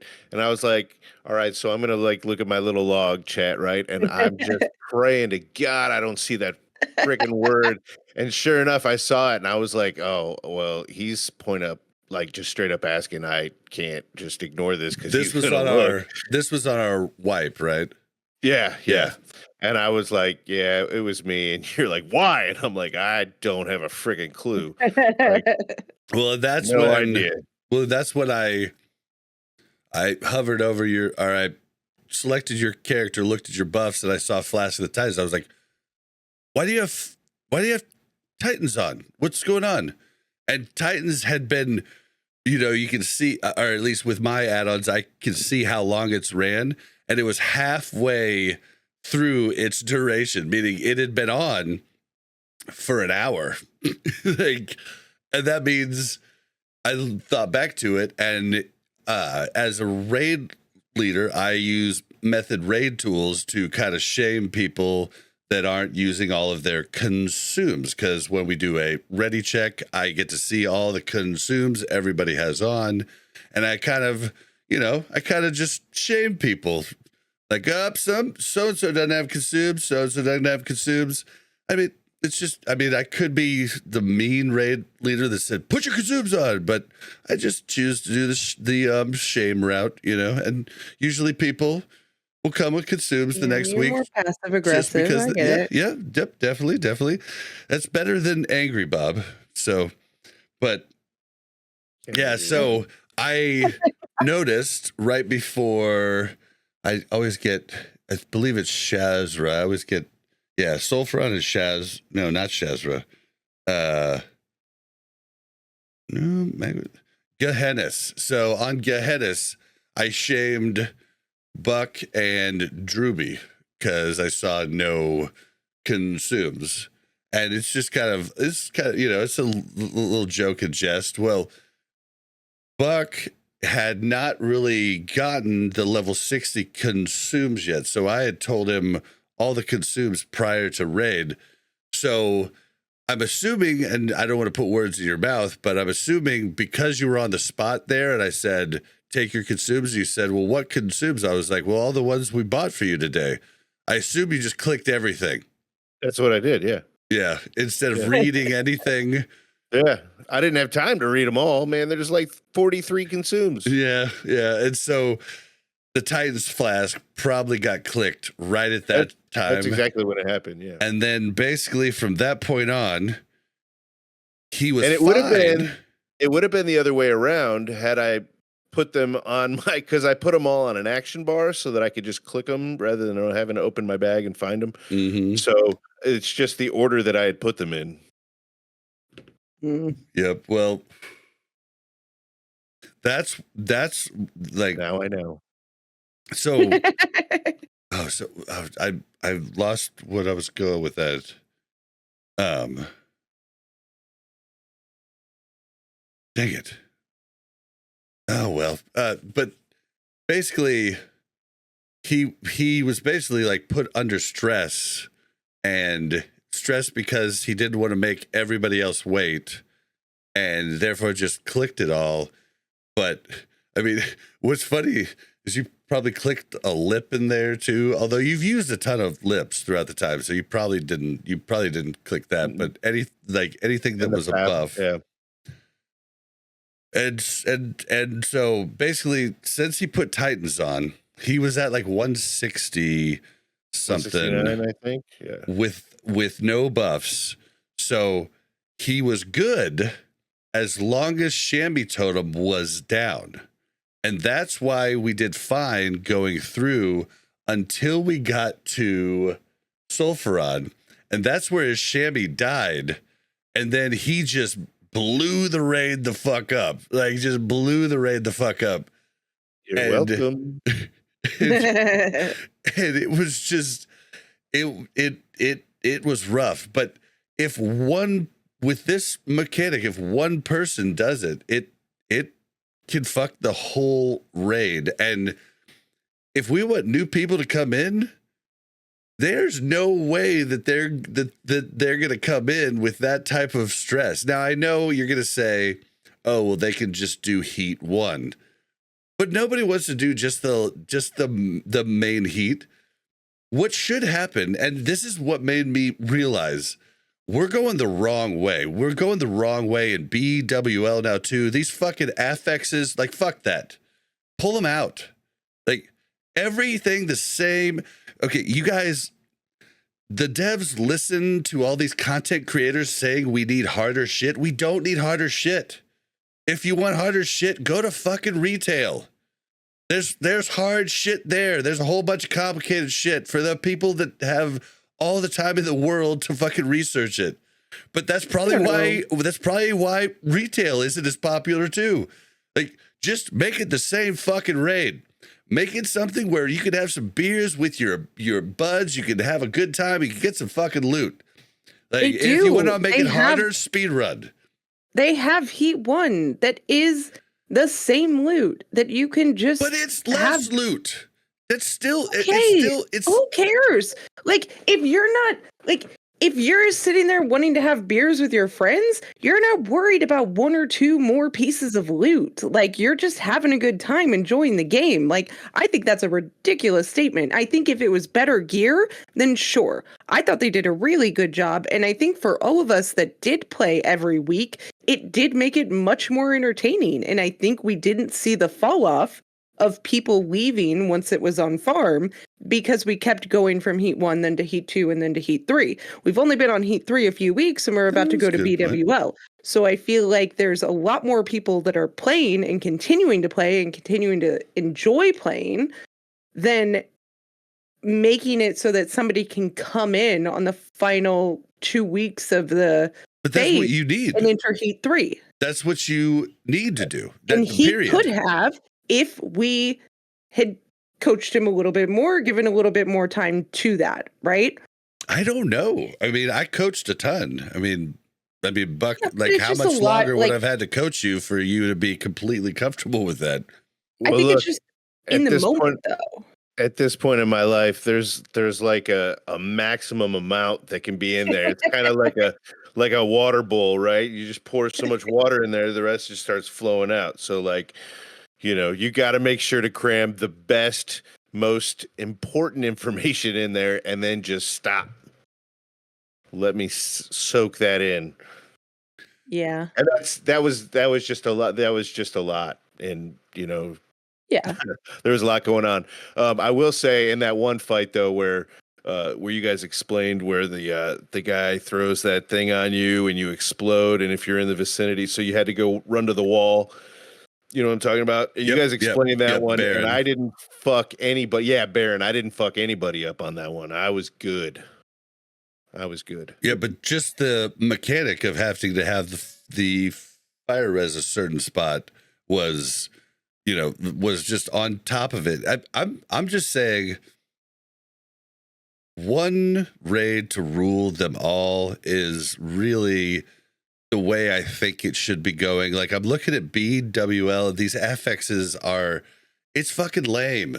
Like, I can guarantee you that the majority, over 50% of the classic WoW players, and I'm talking about the ones that have left since 2019, would much rather just have a chill raid where they get the same that everybody else does, and the sweats can just go ahead and do their fucking speed runs. I played all through Wrath. I did all hard modes throughout the entire run. I did a ton on alts in GDKPs. I didn't find them any more fun than just doing the easy peasy raids. Like, the fun that I have is hanging out with people and having a good time and trying to do better than I did the last week in DPS, yada, yada. I don't think all these mechanics are worthwhile and fun. I don't think they are. And they end up making people get mad at other people because they don't comprehend it fast enough or have the experience to do it. And I think it really detracts, and the BWO stuff, I think, is just dumb. Like, we don't need it. And then when I think about going to AQ's already fucking stupid with the trash. We don't need any more bullshit on top of that. I mean, it's weird. It's weird to me. I disagree completely. The majority of people do not want the hard raids. I'm not saying like the hard raids. That Heat 3 wasn't hard once we got geared. It just kept it entertaining for the long run. And I think you're trying to cater to people that don't play as often. And I think when you do that, you get one of two things. You either cater to the people who keep playing and they get to enjoy a nice progression of the raid, right? Or you cater to people who don't play as often, and then they maybe come back and they just replace the people who then stop coming until the next raid comes out, right? Like, I think that that's silly. I would rather like make it potentially a little bit easier to progress through the things, but I don't think that, like, we saw it last week with Jason because he had never done Heat 3. We didn't necessarily like think about all of the different things that we had learned throughout our progression of Heat 3, and it was a lot, but we did it. We went through the entirety of Heat 3. We wiped once. Like, that's the end of the world? You're saying a raid is way too hard because we wiped once? No, I'm not saying it's too hard. I'm saying SOD is too complicated.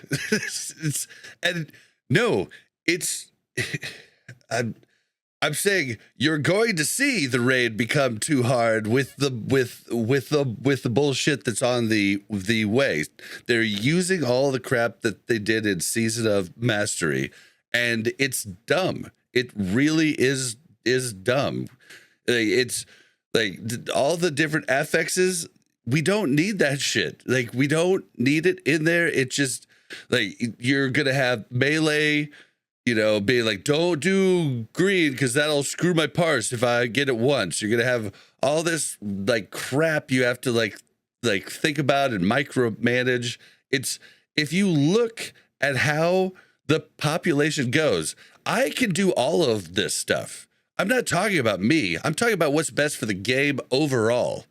Like, I've done every hardest thing throughout 2019 to now, and it's not me that I'm talking about. I'm talking about making the game popular. You were talking about. And making the game popular, all of the shit, like the raids need to be the same. And I've stuck by that. That's why retail fell. I'm positive. I feel strongly. And I feel like they did a good job of not making it better loot. I felt like we all agreed at the beginning. Oh yeah, definitely a good thing. Was the key. that you could have harder raids, but it shouldn't be better loot. You could get more of the same loot, but it shouldn't be better. And that's exactly what they did. And I think it worked beautifully. I know that there's a lot of guilds that just did Heat 1, and that was fine. Yep. And I think that if Jason wasn't our friend, he would have gone into a group that just did Heat 1 and done just fine. Maybe. But like they would stick around. I mean, I think that them making it so Heat 2 just dropped like one extra piece of loot was good. I think the fail that they made was making the molten meatball only come out when you do Heat 3, and it's so much good loot off of the molten meatball that's just extra that you get for doing that. It makes it so it's going to be crazy to not do that. And I just honestly think they just leave the speed running would be fine for the sweats. We don't need to have all these extra mechanics, all this extra bullshit. It's really just catering to the retail players that play Classic and the content creators that have freaking done it a million times and they know it like the back of their hand. You know, if everybody could play as much as me, everybody would know all of this shit, but they can't. And do we want to have a lot of people, or do we want to have a small amount of good people? I would much rather have a world that's populated with a lot of people. That's just how I feel. Yeah, I think this Heat 3 thing really made it more difficult for people like me when you're talking about how SOD is hard to come back to. Because I fell behind a little bit, you guys moved on to Heat 2, but everybody wants to stick around and make raid every single week because they know they're building to Heat 3. And so it makes that spot for me even more, like, I've been available for 4 weeks now, but this was the first one I was able to squeeze into. And I got super lucky with the loot, so I'm a little more comfortable going into next week if there's a spot available for me too. But when they're doing that, show something that people enjoyed staying with the raid. Any other phase, have we seen this? Because every other phase, by the time the next phase came out, people were that is true. Bowing out, we're leaving. Can't argue with it was hard to put those raids together at the end of the phase. Yeah. And I know this was a shorter phase, so I mean, I'm not like... That baffles me too. I really thought this was going to be a much longer phase. Well, it's because the next phase is just the next raid at level 60, and they know that people would...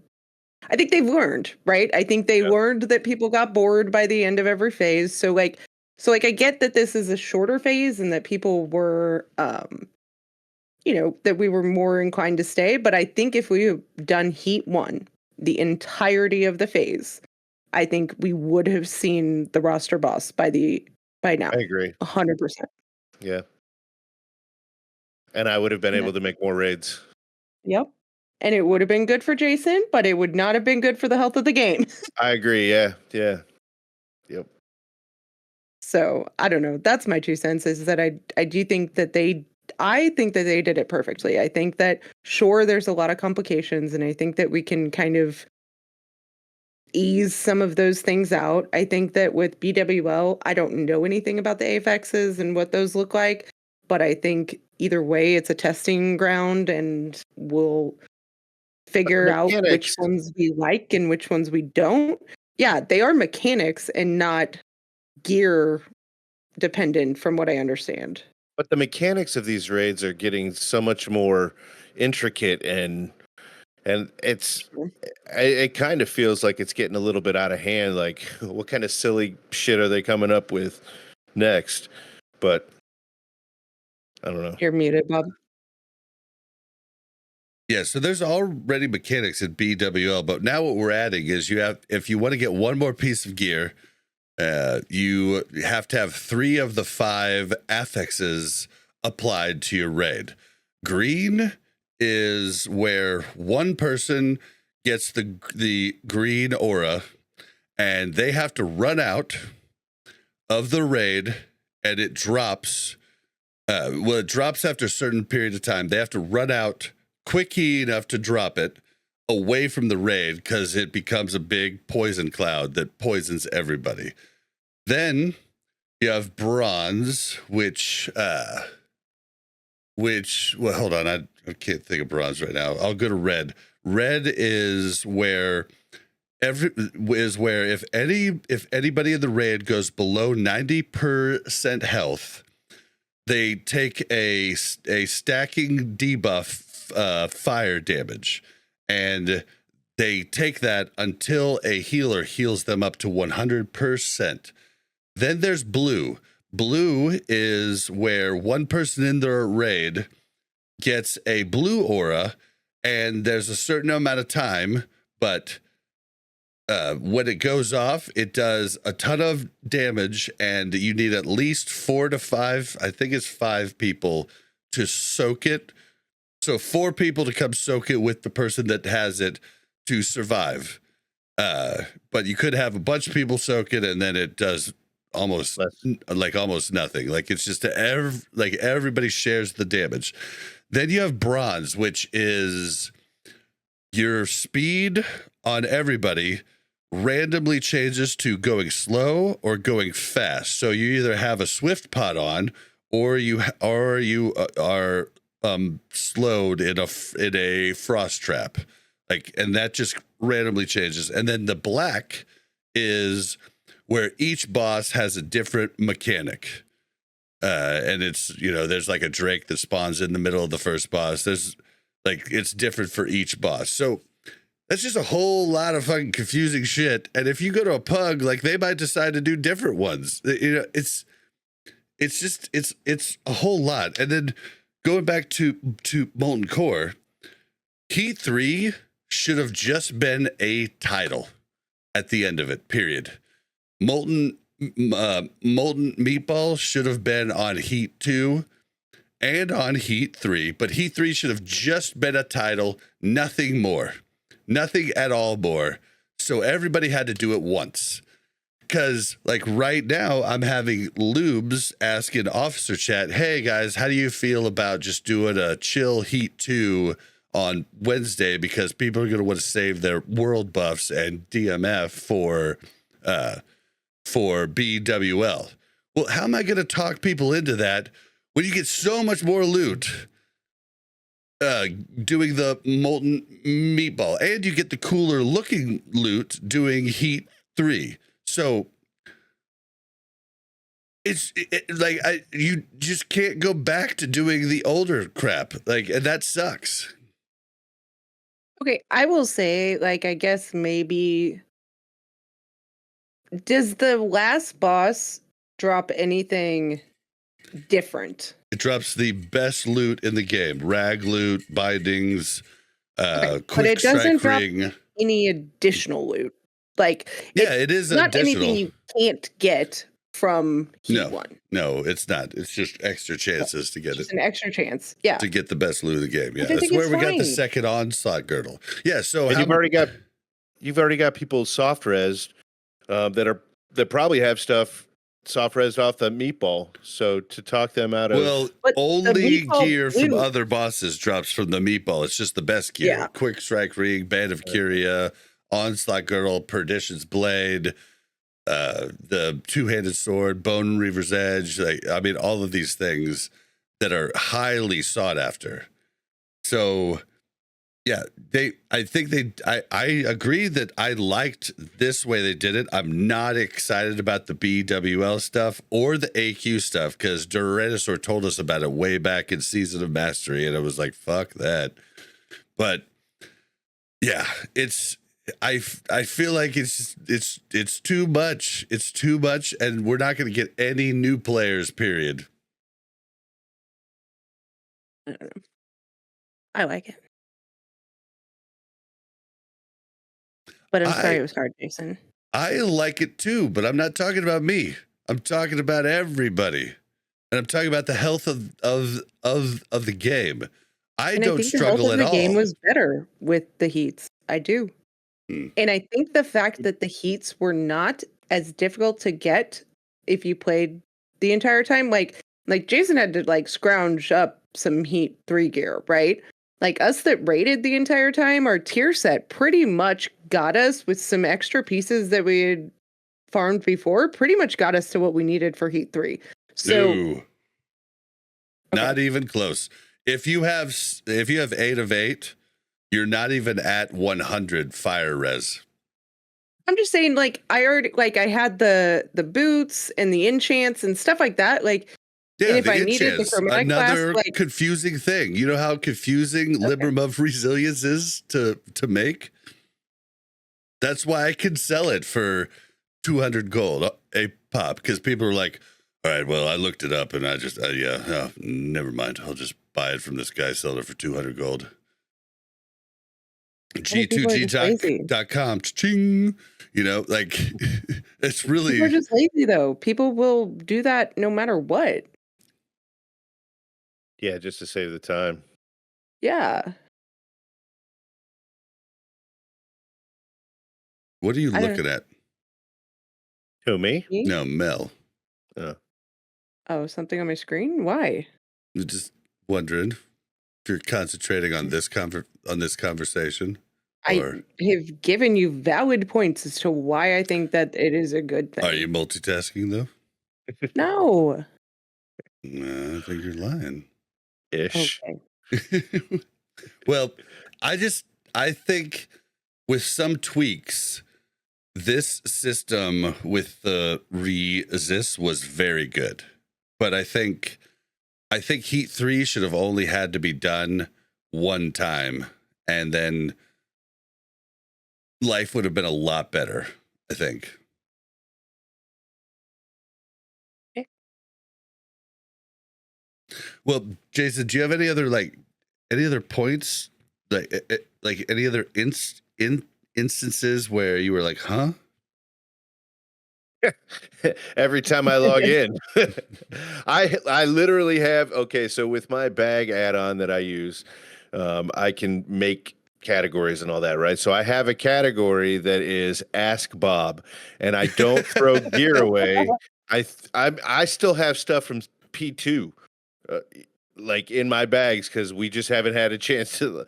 But I don't throw anything away because I get accused of it constantly.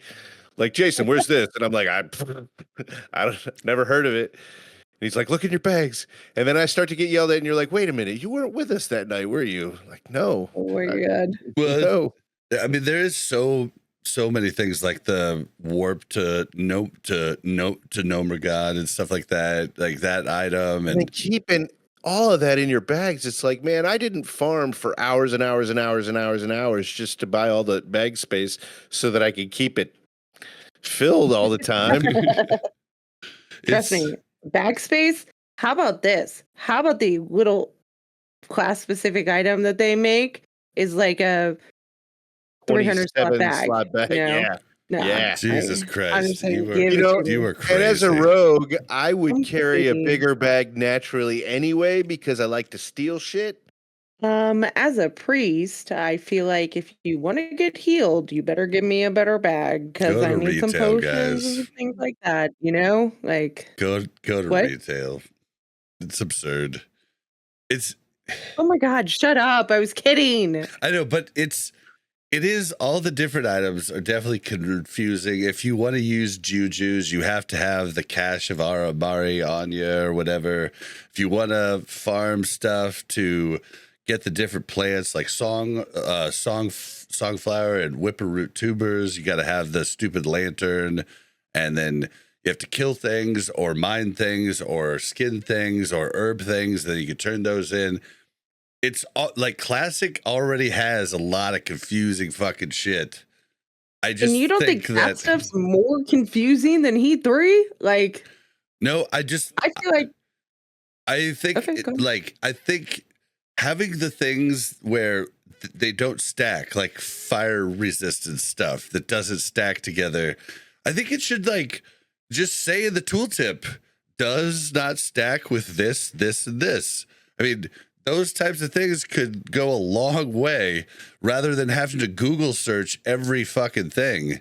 It's just, But you when know, they made those things, they didn't even think that people would try to stack them, is the thing. Like, in original vanilla, when they made those items, they never thought, like, oh, somebody crazy is going to go farm jujus and then get this and then have a raid with this. Like, they didn't even consider that being a thing. And it But when wasn't a it thing. Did you know that in original vanilla? Did you know that all these things didn't stack? No. no, but when it became a thing, though, I did. that seems like it could have been addressed. Yeah, I do, just because fire resistance was needed in 2005 in Molten Core, BWL, and Ani. It was something we did a lot. I mean, but you were Buck then, Mel. I was even Buck somewhat. Nick like explained a bunch to us, and the raid leader that really liked us, that took us on, so it is hard without a person that knows a bunch. And I do this for Buck, but there's other people that do this same thing for me that know more than that know more than me, or know different things than me, that I rely on to know different knowledge. And it's just, there's so much to know about this game. Sod, I think, has just made it way too complicated for almost everybody that doesn't play, 5 to 8 hours a day. Not to break the topic here, but you did ask earlier about what the class specific thing could be. And I was just kind of sitting here farting around. What if it's a new talent tree? Like right now I've got assassination, combat, and subtlety. What if they added a fourth category?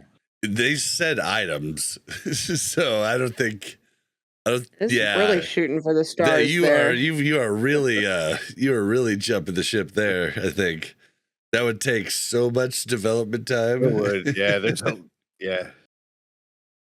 I like the creativity. I like shooting for the stars. Like, I'm down. I just really realized, with all the different things, all the questions Buck asked, I wish I would have written them all down, because I'll ask him again. Realized, but I wish we could have had him for the show here, because I really realized that Sod is really complicated, and even I'm asking people questions constantly Googling things, and I don't know if that's the way to have a very popular game. And that's why I say make it, make everything, have the raids easy. I think phase 1 and 2, it wasn't too difficult. It really wasn't. But in phase 3, it really started to kind of, branch out, and it's going crazy in phase 4. So, maybe that's how it always is. That's why, like, every expansion gets a little bit more inflated and everything. Exactly. Like that. That's what I'm saying. Yes. That's what I'm saying. Yep. See, I'm getting on to, like, how can we keep it popular the whole way through? You won't. What will happen is that no matter what, you will either keep it popular and new people will come in and start playing and old people will fall off, or you keep it entertaining and people will continue to play and you'll have less people that come in and start new. The only way to keep everybody at the same pace is to do a reset every year or every 2 years or whatever it is, right? Like, that's the only way. And then people will bitch about that because they feel like they played for nothing, right? Like, I feel like there's no formula that's going to keep people out there playing and new people allowed to come in. Like, it's just not.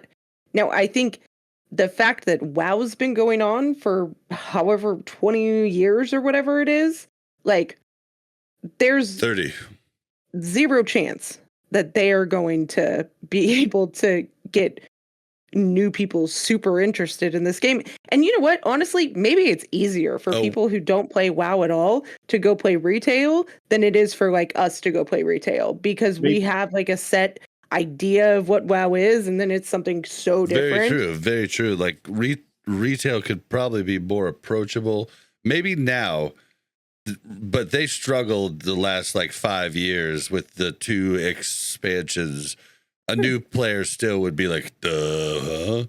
But what about doing separated servers? Like for level 1 through 30, you're on one server, and then as long as you stay on that server, you can't transfer to the next server till you're at least level 30 capped, and then you can transfer on. But if you want to stay in that realm and get a little more comfortable until you move up to the next server, but you always have that option to move up.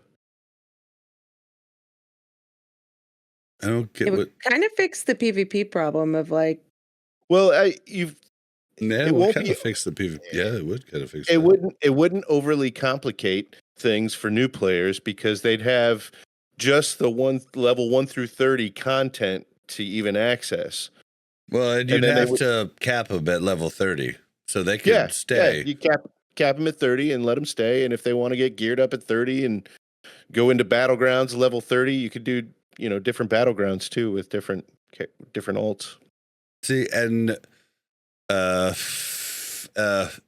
Fergie in chat says the same thing that so many people just keep saying, when fresh. Dude, like I'm so tired of fresh. Like I want people to have the balls to stick through something and have like the commitment to like play through an entire game. Like I feel like the fresh people are the same people that get a single player game and play a third of the way through and then quit. Like, okay, here's the thing though, is like when fresh, because fresh is when you get new people. But I will say, I think just the inherent name of the game, it being classic WoW, turns people off, because when people see that, they think, oh, rightfully so, all these people that are going in there are going to know exactly what they're doing. And if they don't know what they're doing, they're not going to want to come and play. And let's be honest, the population keeps a lot of the new people away. And the population is the ones driving new people to say, fuck this. This is not the game for me. Right? So that has nothing to do with game mechanics. That has to do with the fact that it is a recycled game and that people know exactly what to do and have zero patience for the people that don't know what to do. well, and that's frustrating. Well, and that's what I was just saying, like, we know fresh is the most popular just because I want people to stay and I want people to persevere and actually complete a game. I mean, just the majority of people aren't completion people. The majority of people are like, I'll try it for a bit and then I give up, like most people don't have the tenacity that I have. I don't think it's that they're not completion people though. I think it's that real world stuff comes up, real life stuff the comes real up, world shit. Like if why? Because so many people that have quit nobody that plays have the game 8 has hours real a day to play. I'm saying it's not real world Those things. People play. Yeah, they don't. No, like think about cargos. Think about grays for days. Think about I could tell you all. Think about Scotty J. I could tell you content creator after content creator that has a ton of time that only want to do fresh. Like it's fair. Yeah, it's not that. Like I just think like maybe the whole strategy is classic WoW. BWL ends it. Like I think because then you can go on to the next fresh, which it seems like the majority of people want to do. But the majority of people are still playing right now. Like I don't understand. No, it's not the majority like of people are losing not playing right now. We have in our raid, majority of people are playing. No, That's in our all. raid, who the fuck cares about that? What I'm talking about is the whole thing. TBC is down to 120,000 raiders, and SOD's down to 76,000 raiders. This is not the majority of people still playing. This is the people that are really into keeping playing. But the majority of people seem to like fresh. So why don't we just like give them fresh on the freaking turnaround? We saw it with private servers. People would quit mid molten core if a new private server came out.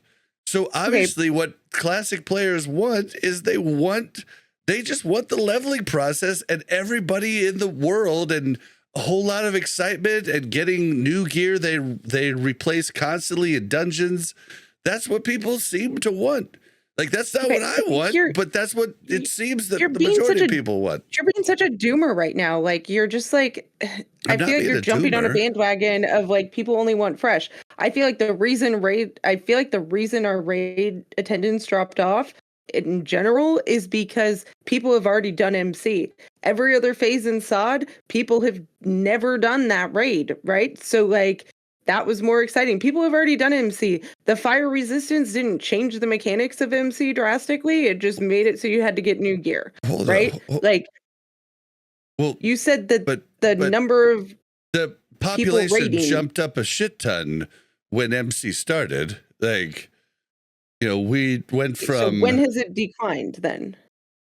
I'm okay. Here, I'm just gonna link you like the entirety here, so you could actually. I thought you've seen it multiple times. I'll link it for chat here too.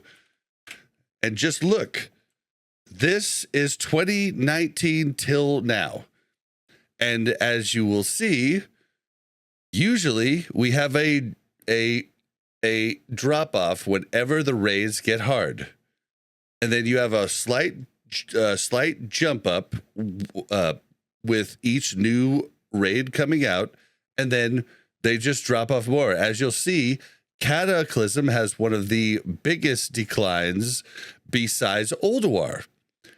How do I see that? There's no phase change lines here. There's no indicators. You have to know when shit happened. Like, there is. Right, well, that's silly. There's dates. Okay, well, I could ask me one of the jumps and I'll tell you what raid that was. I can tell you the highest jump up was Nax. Then you'll see how everybody dropped off in Nax. Then Ulduar comes out. And we got a lot of raiders for Ulduar. And then boom, dropping down because Ulduar was hard. And people didn't like hard. And is this did you see Rathnax, TOC? Or is this Is this Rathnax or Vanilla Nax? This is just classic. Starting in 9/30/2019 at the bottom left. Is it because it was getting hard, or is it because it was getting boring? Hard. Definitely hard. Because it doesn't seem like, I don't know. Yeah, because basically, like every one of these lines represents like 6-7 weeks, something like that. No, so, I mean, 2 or 4. Definitely not 2. No, I believe it's 2. They're like month and a half jumps. Oh, it goes from January. Well, the dates are month and a half. Yeah, but if you look at each little, the dates are month and a half, but there's like 5 ticks between each date, right? Yeah. So, so I guess I just know because I've done the podcast through the entire time, but basically I've watched the population throughout and watched Warcraft logs showing how many guilds progressed through and how many guilds didn't. And when it was tough, guilds were not progressing through. Like Ulduar, dude, like so many people never killed Algalon. And after so much time of busting their head against the wall and failing, they just give up. But then you see right after Ulduar, we had TOGC, which was easy fucking peasy. And you'll see that kept population pretty good. And then right after that, we go to Nax and you see population dwindling. Like, people try, fail, and quit. Not Nax. It wasn't Nax. Oh, Nax was first. No. Oh, sorry. Yeah, it was ICC. And ICC took a big hit because it was fucking tough. And there were a billion bosses. And, one person can wipe the raid easy as pie. Like, you had to have specific people for that. So. Sure. And I'm saying that I agree that I think ICC might have been a little bit too difficult for our population. However, I think that Molten Core was not that hard. And I don't think that anything they put in was hard enough. I don't think anything BWL is going to put in is going to be so hard that people are not going to do it. You say it's not that hard, but that's for you. And you've been playing for 5 years now regularly. Someone like Buck, someone new, might see it a lot different than you. And that's what I'm trying to point out. Yeah, I'm It's intimidated easy as hell peasy to as go to that. fuck for me. Let's just put it that way. Like, I could do it with my eyes fucking closed, but that doesn't mean it's easy. That just means I have done isn't it a over and pissing over and over and contest. I'm over just- again. Like, this isn't a pissing contest. I'm just sitting here saying that I don't think that the way that they did Molten Core made it too hard. I think it made it annoying for some people. And I think if you went at the right pace, like it was intended to be, I think it made it very entertaining. Now, I don't think, sure, there were things that were frustrating for Buck, but a lot of those things were not the raid. They were like the way that consumes stack. They were like the way that, and it was because he had to like put a bunch of weird gear together to be able to hit the Heat 3 because he didn't have any of his tier gear. He didn't have a bunch of the stuff that like he would have gotten in the raid as we were progressing through tier 1 and Heat 1 and Heat 2. Like, I don't know. I think that you see the drop off every time, sometimes because of difficulties, sometimes because of boredom, sometimes because the phase went too long, sometimes because whatever else happened. But I don't think any tier you haven't seen a drop off, right? Maybe when Classic I was- just pointed out TOGC.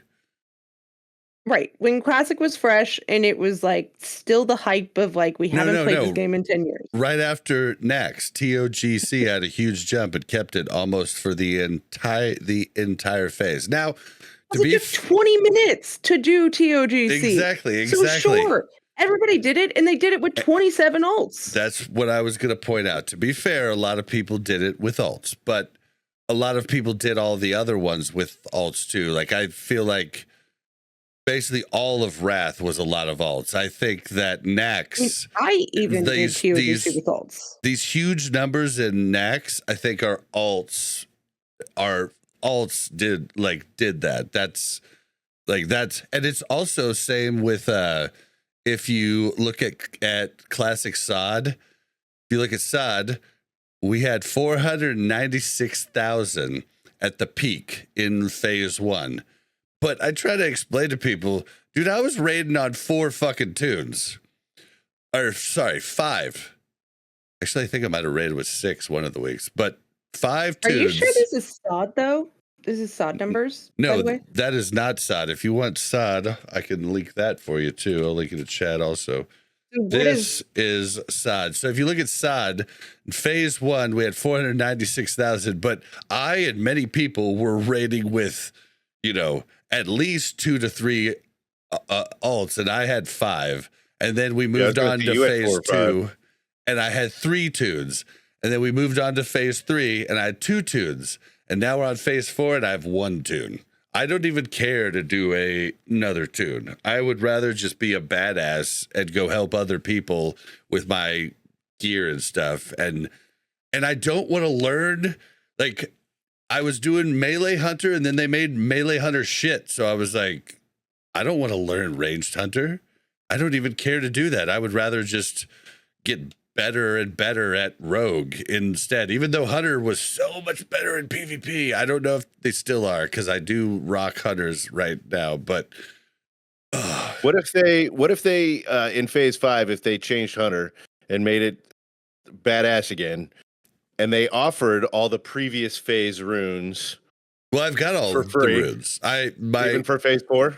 Yeah, my Hunter is level 59 with full rest. No. Would you play your Hunter then? No. No. They basically maybe cut my nose off to spite my face, but they should have never made ranged hunter do more damage than melee hunter. It's absurd. It's stupid. And yeah, I'm like, they burnt me once.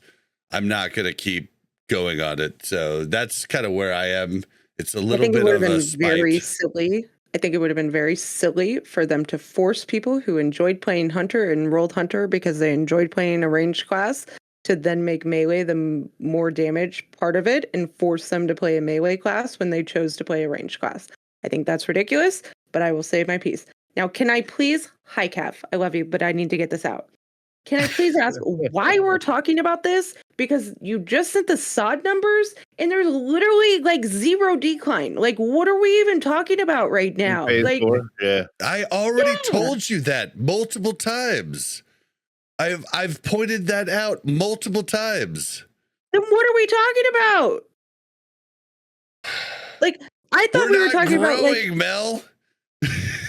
oh, yeah, we're not growing. It's phase 4. I didn't expect to grow in phase 4. Like, I just didn't. Especially rating numbers. Like, you're not going to grow in phase 4 rating numbers when you look. You know why we're not growing? Because look at phase 3. Look at the timeline of phase 3. That killed us. That is what killed us, not phase 4. Phase 4 being too hard is not what killed us. Phase 3, everybody stopping playing, that's what killed us. You have a good point. Also, Kef, welcome to the show. I know you've been listening to this discussion on your way, so I'm sure you have some thoughts to throw out. So give them to us. Recent stuff, but am I wrong when I say this? It wasn't SOD supposed to be like 9 months period originally when it was announced? I thought it was like a year. I thought they said a year. Did they ever give a timeline at all? I think they gave a timeline to when we would hit 60. And then we were all just like, what's the timeline after 60? And then Agren tweeted out the whole thing. Well, we'll do Molten Core. Then a few weeks later, we'll do BWL. You know, and we were like, what? A few weeks? So I don't think we actually knew. Real quick. But, you know, we're going to be at a year and 2 months? Yep. Wait, there's hold like on. a lot of content left. Is it in November? Yeah, you're right. Yeah, a year and 2 months. Well, though, phase 3 literally was a ball drop.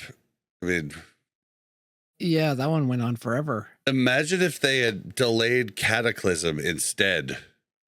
Cata would have been healthier and Sod would have been healthier, I think. I don't know how much you could have delayed Cataclysm because Wrath was getting real grim looking in the last couple months there. I mean, everybody I knew was raid logging if they weren't doing Arena. No one was just playing the game for fun at the last couple months of Wrath. Yeah, it was basically just like PvP, or not PvP, just GDKP. Like that was the only thing that kept Wrath going. That's another whole talking point, that Sod's ban of GDKPs probably really hurt it big time. I don't like going to them because I'm always poor, but I mean, I can see that it didn't affect my gameplay experience, but I know a lot of people love that shit. Yeah. Do you think they'll go back to allowing that? I don't know. I think probably not. I mean, so for me, you can either do GDKPs with alts, which a lot of people do, but it's one of the ways that I made money in the end of Classic Vanilla, the end of TBC, and then Wrath is I took my main to the old raids. Like the new raid had come out, and that's when the guild switches over and just does the new raid.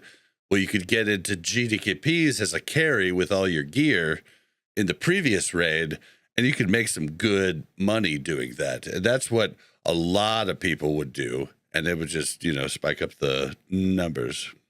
Here, I'll be right back. But you guys talk. Yeah, I've never done a GDKP.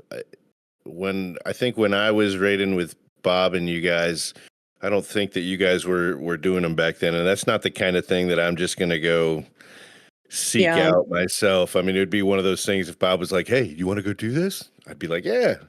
Well, But it's one of those things, Buck, that I feel like the weeks that you couldn't raid with us, if you could have jumped in on a GDKP and either gotten some loot or just gotten some money, it was a good way of farming for people who just wanted to get money that were already geared, right?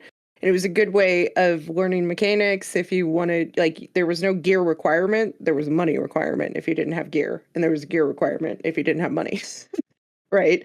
And so I think I think it's a love money. good it's better than pugs, right? Like there's highly skilled people carrying a bunch of people that don't necessarily know what they're doing. They teach different strats. Like we used to, like in Wrath, our raid lead would take a bunch of strats from GDKPs because he's like, listen, if he can get all these people to do it this way that have like very little skill on, a quarter of the raid, then yeah, we should probably do that. Like that'll be easy peasy for us, right? I went to one GDKP. Oh, I thought you were done. I'm so sorry. No, you're fine. Go ahead.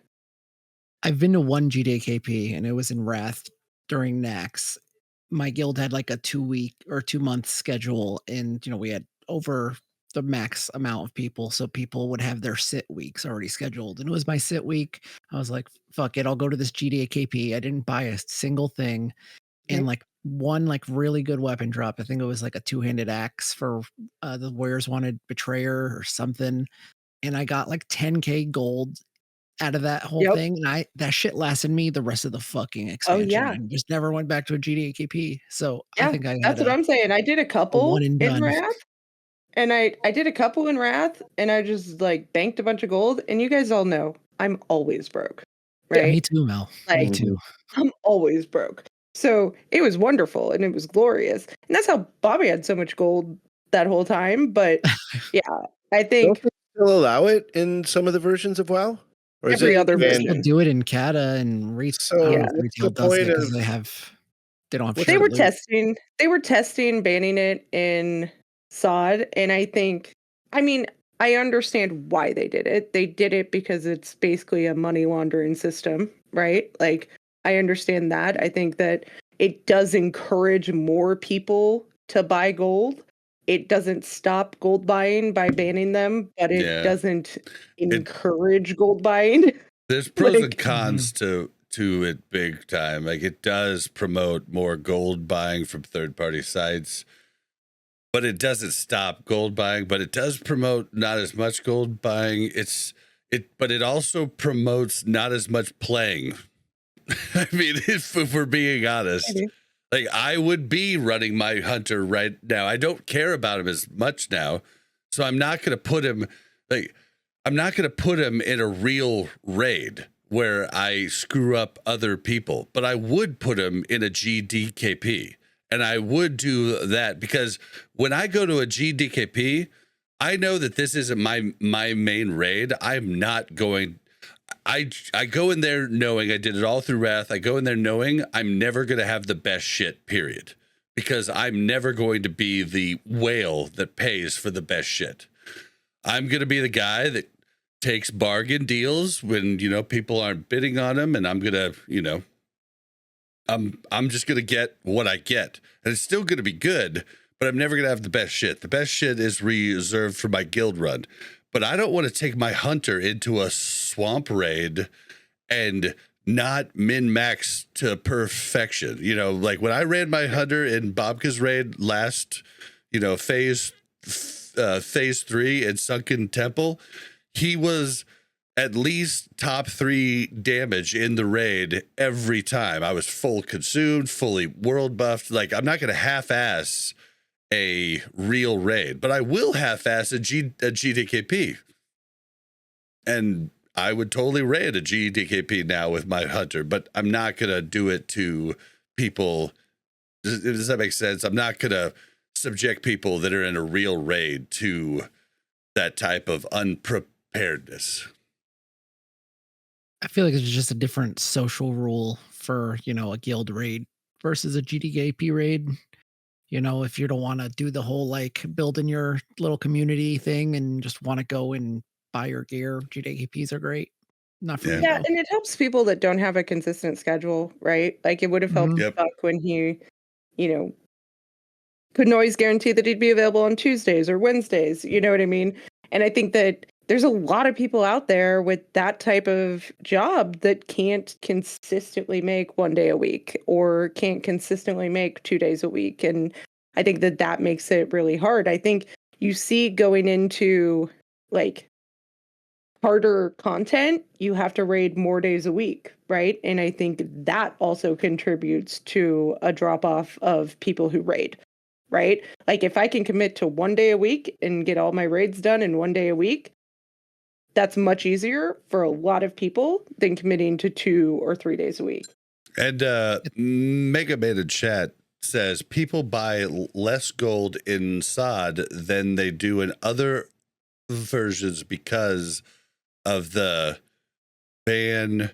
He does talk to tech, so I have to translate this because of the ban of GDKPs. Mega, you got to be real careful saying shit like that. That is complete speculation, not fact. Do not present it as a fact. Say, I think, or I have to believe, or anything besides that. But to present that as a fact is the problem with forums and Reddit and everything else. You have no idea if it does or not. Sorry.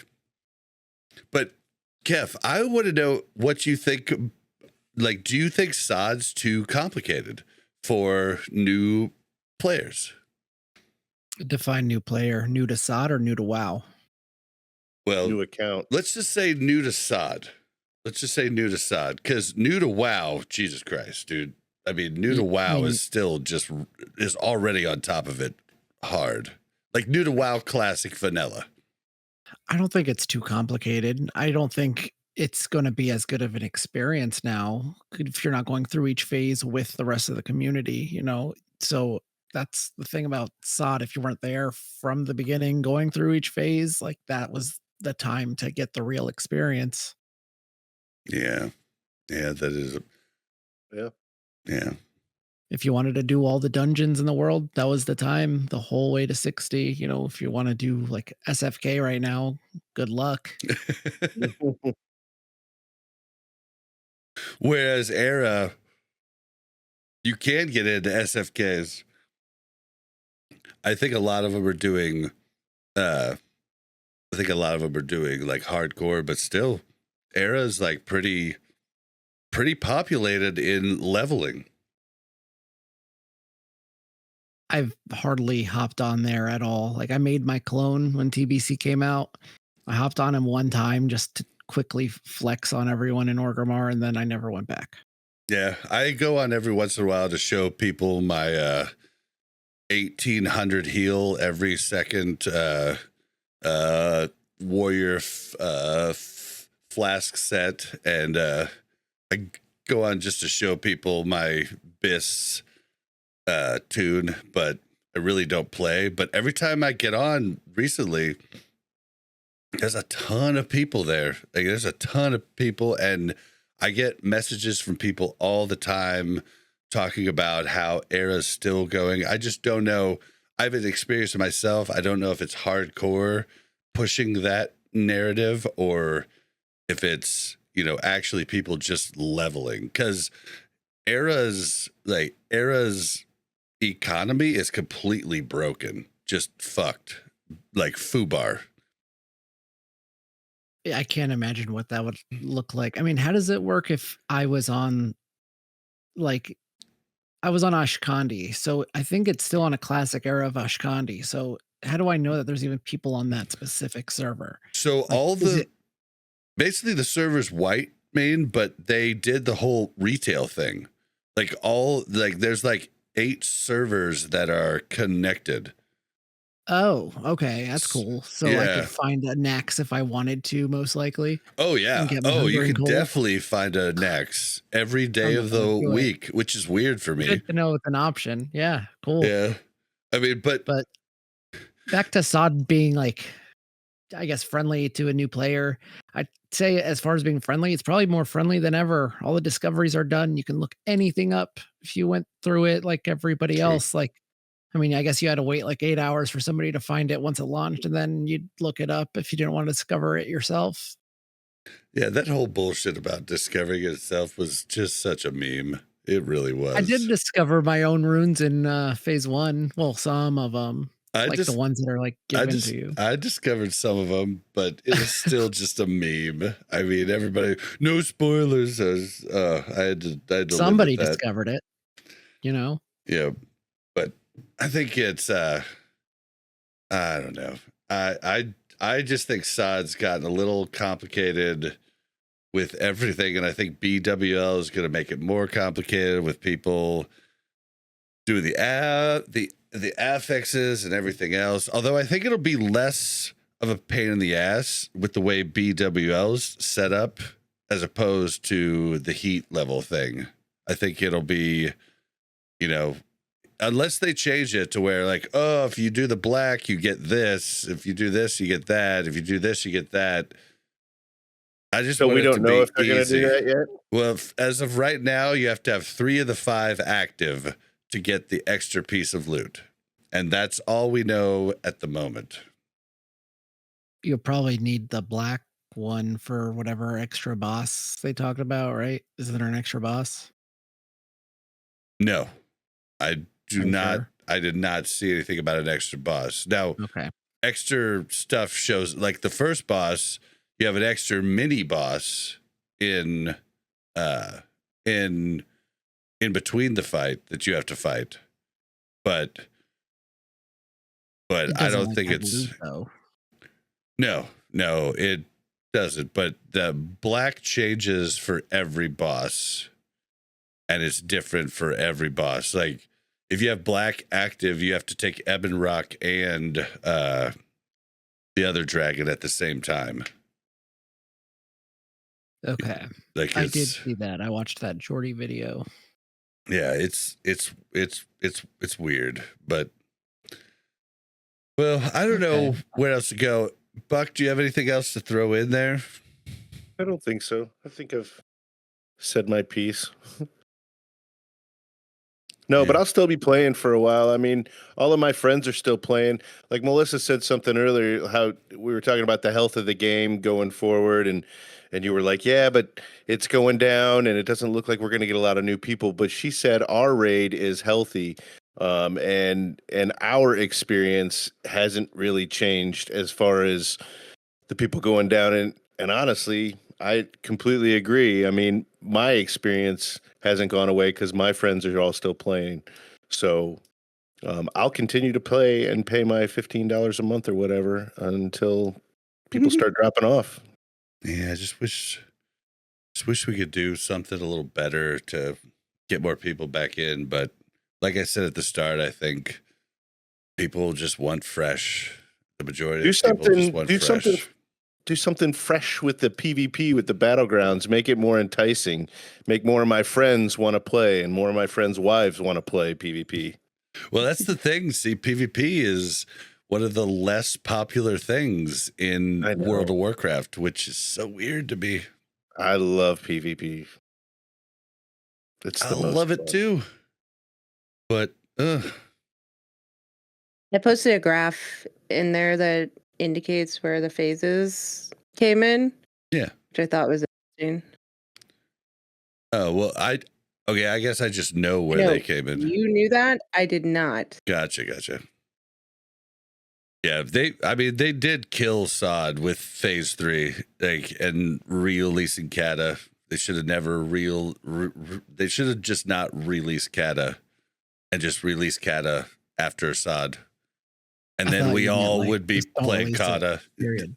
Well, then we'd all be playing Kata. Like, all the options really stagnate and turn the community against one another, to be honest.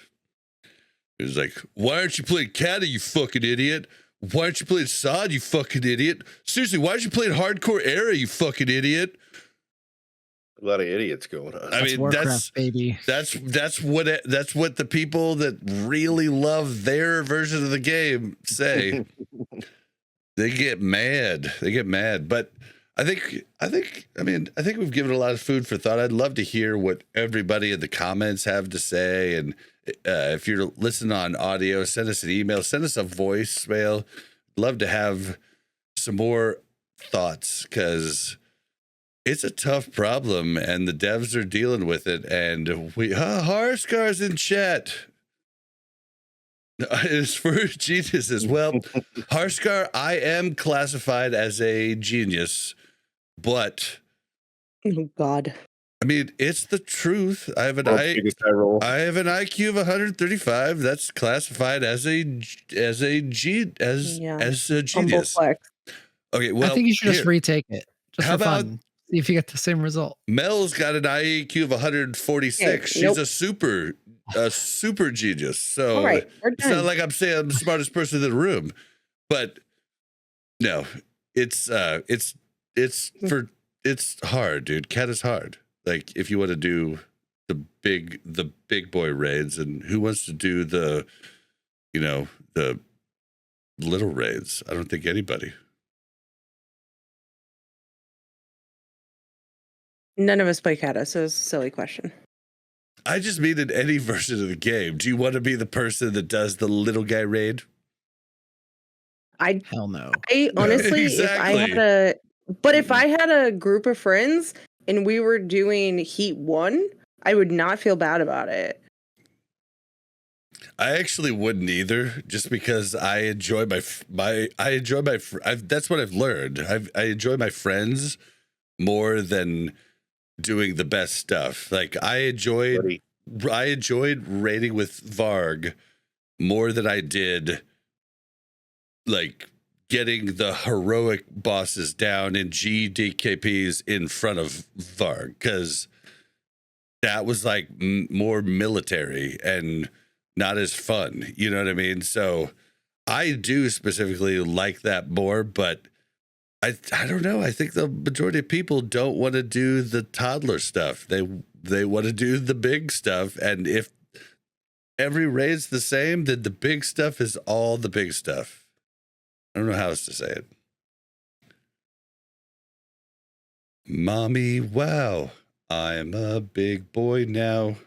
Nobody wants to be at the small table. All right, well, Small table. any last thoughts before we end this out? Final thoughts. Mm-mm. Jason, you better not wipe us next week. I think I played myself out of the raid next week. Well, now you got a bunch of gear.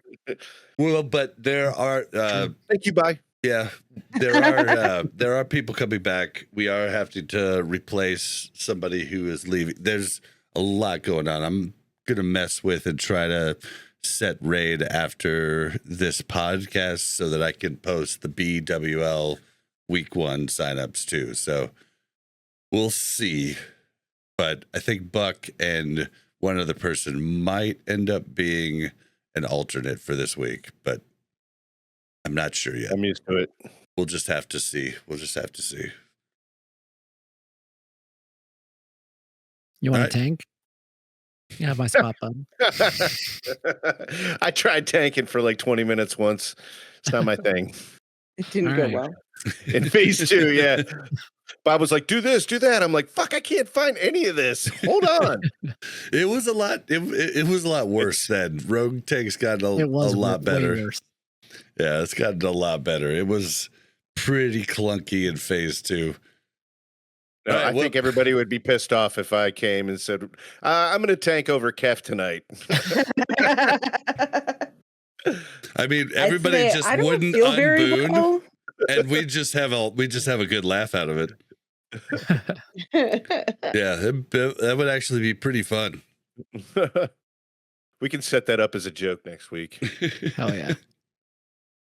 We see Good. so leaves the guild, so leaves the guild, so leaves the guild. And everybody's just her thing. Oh no.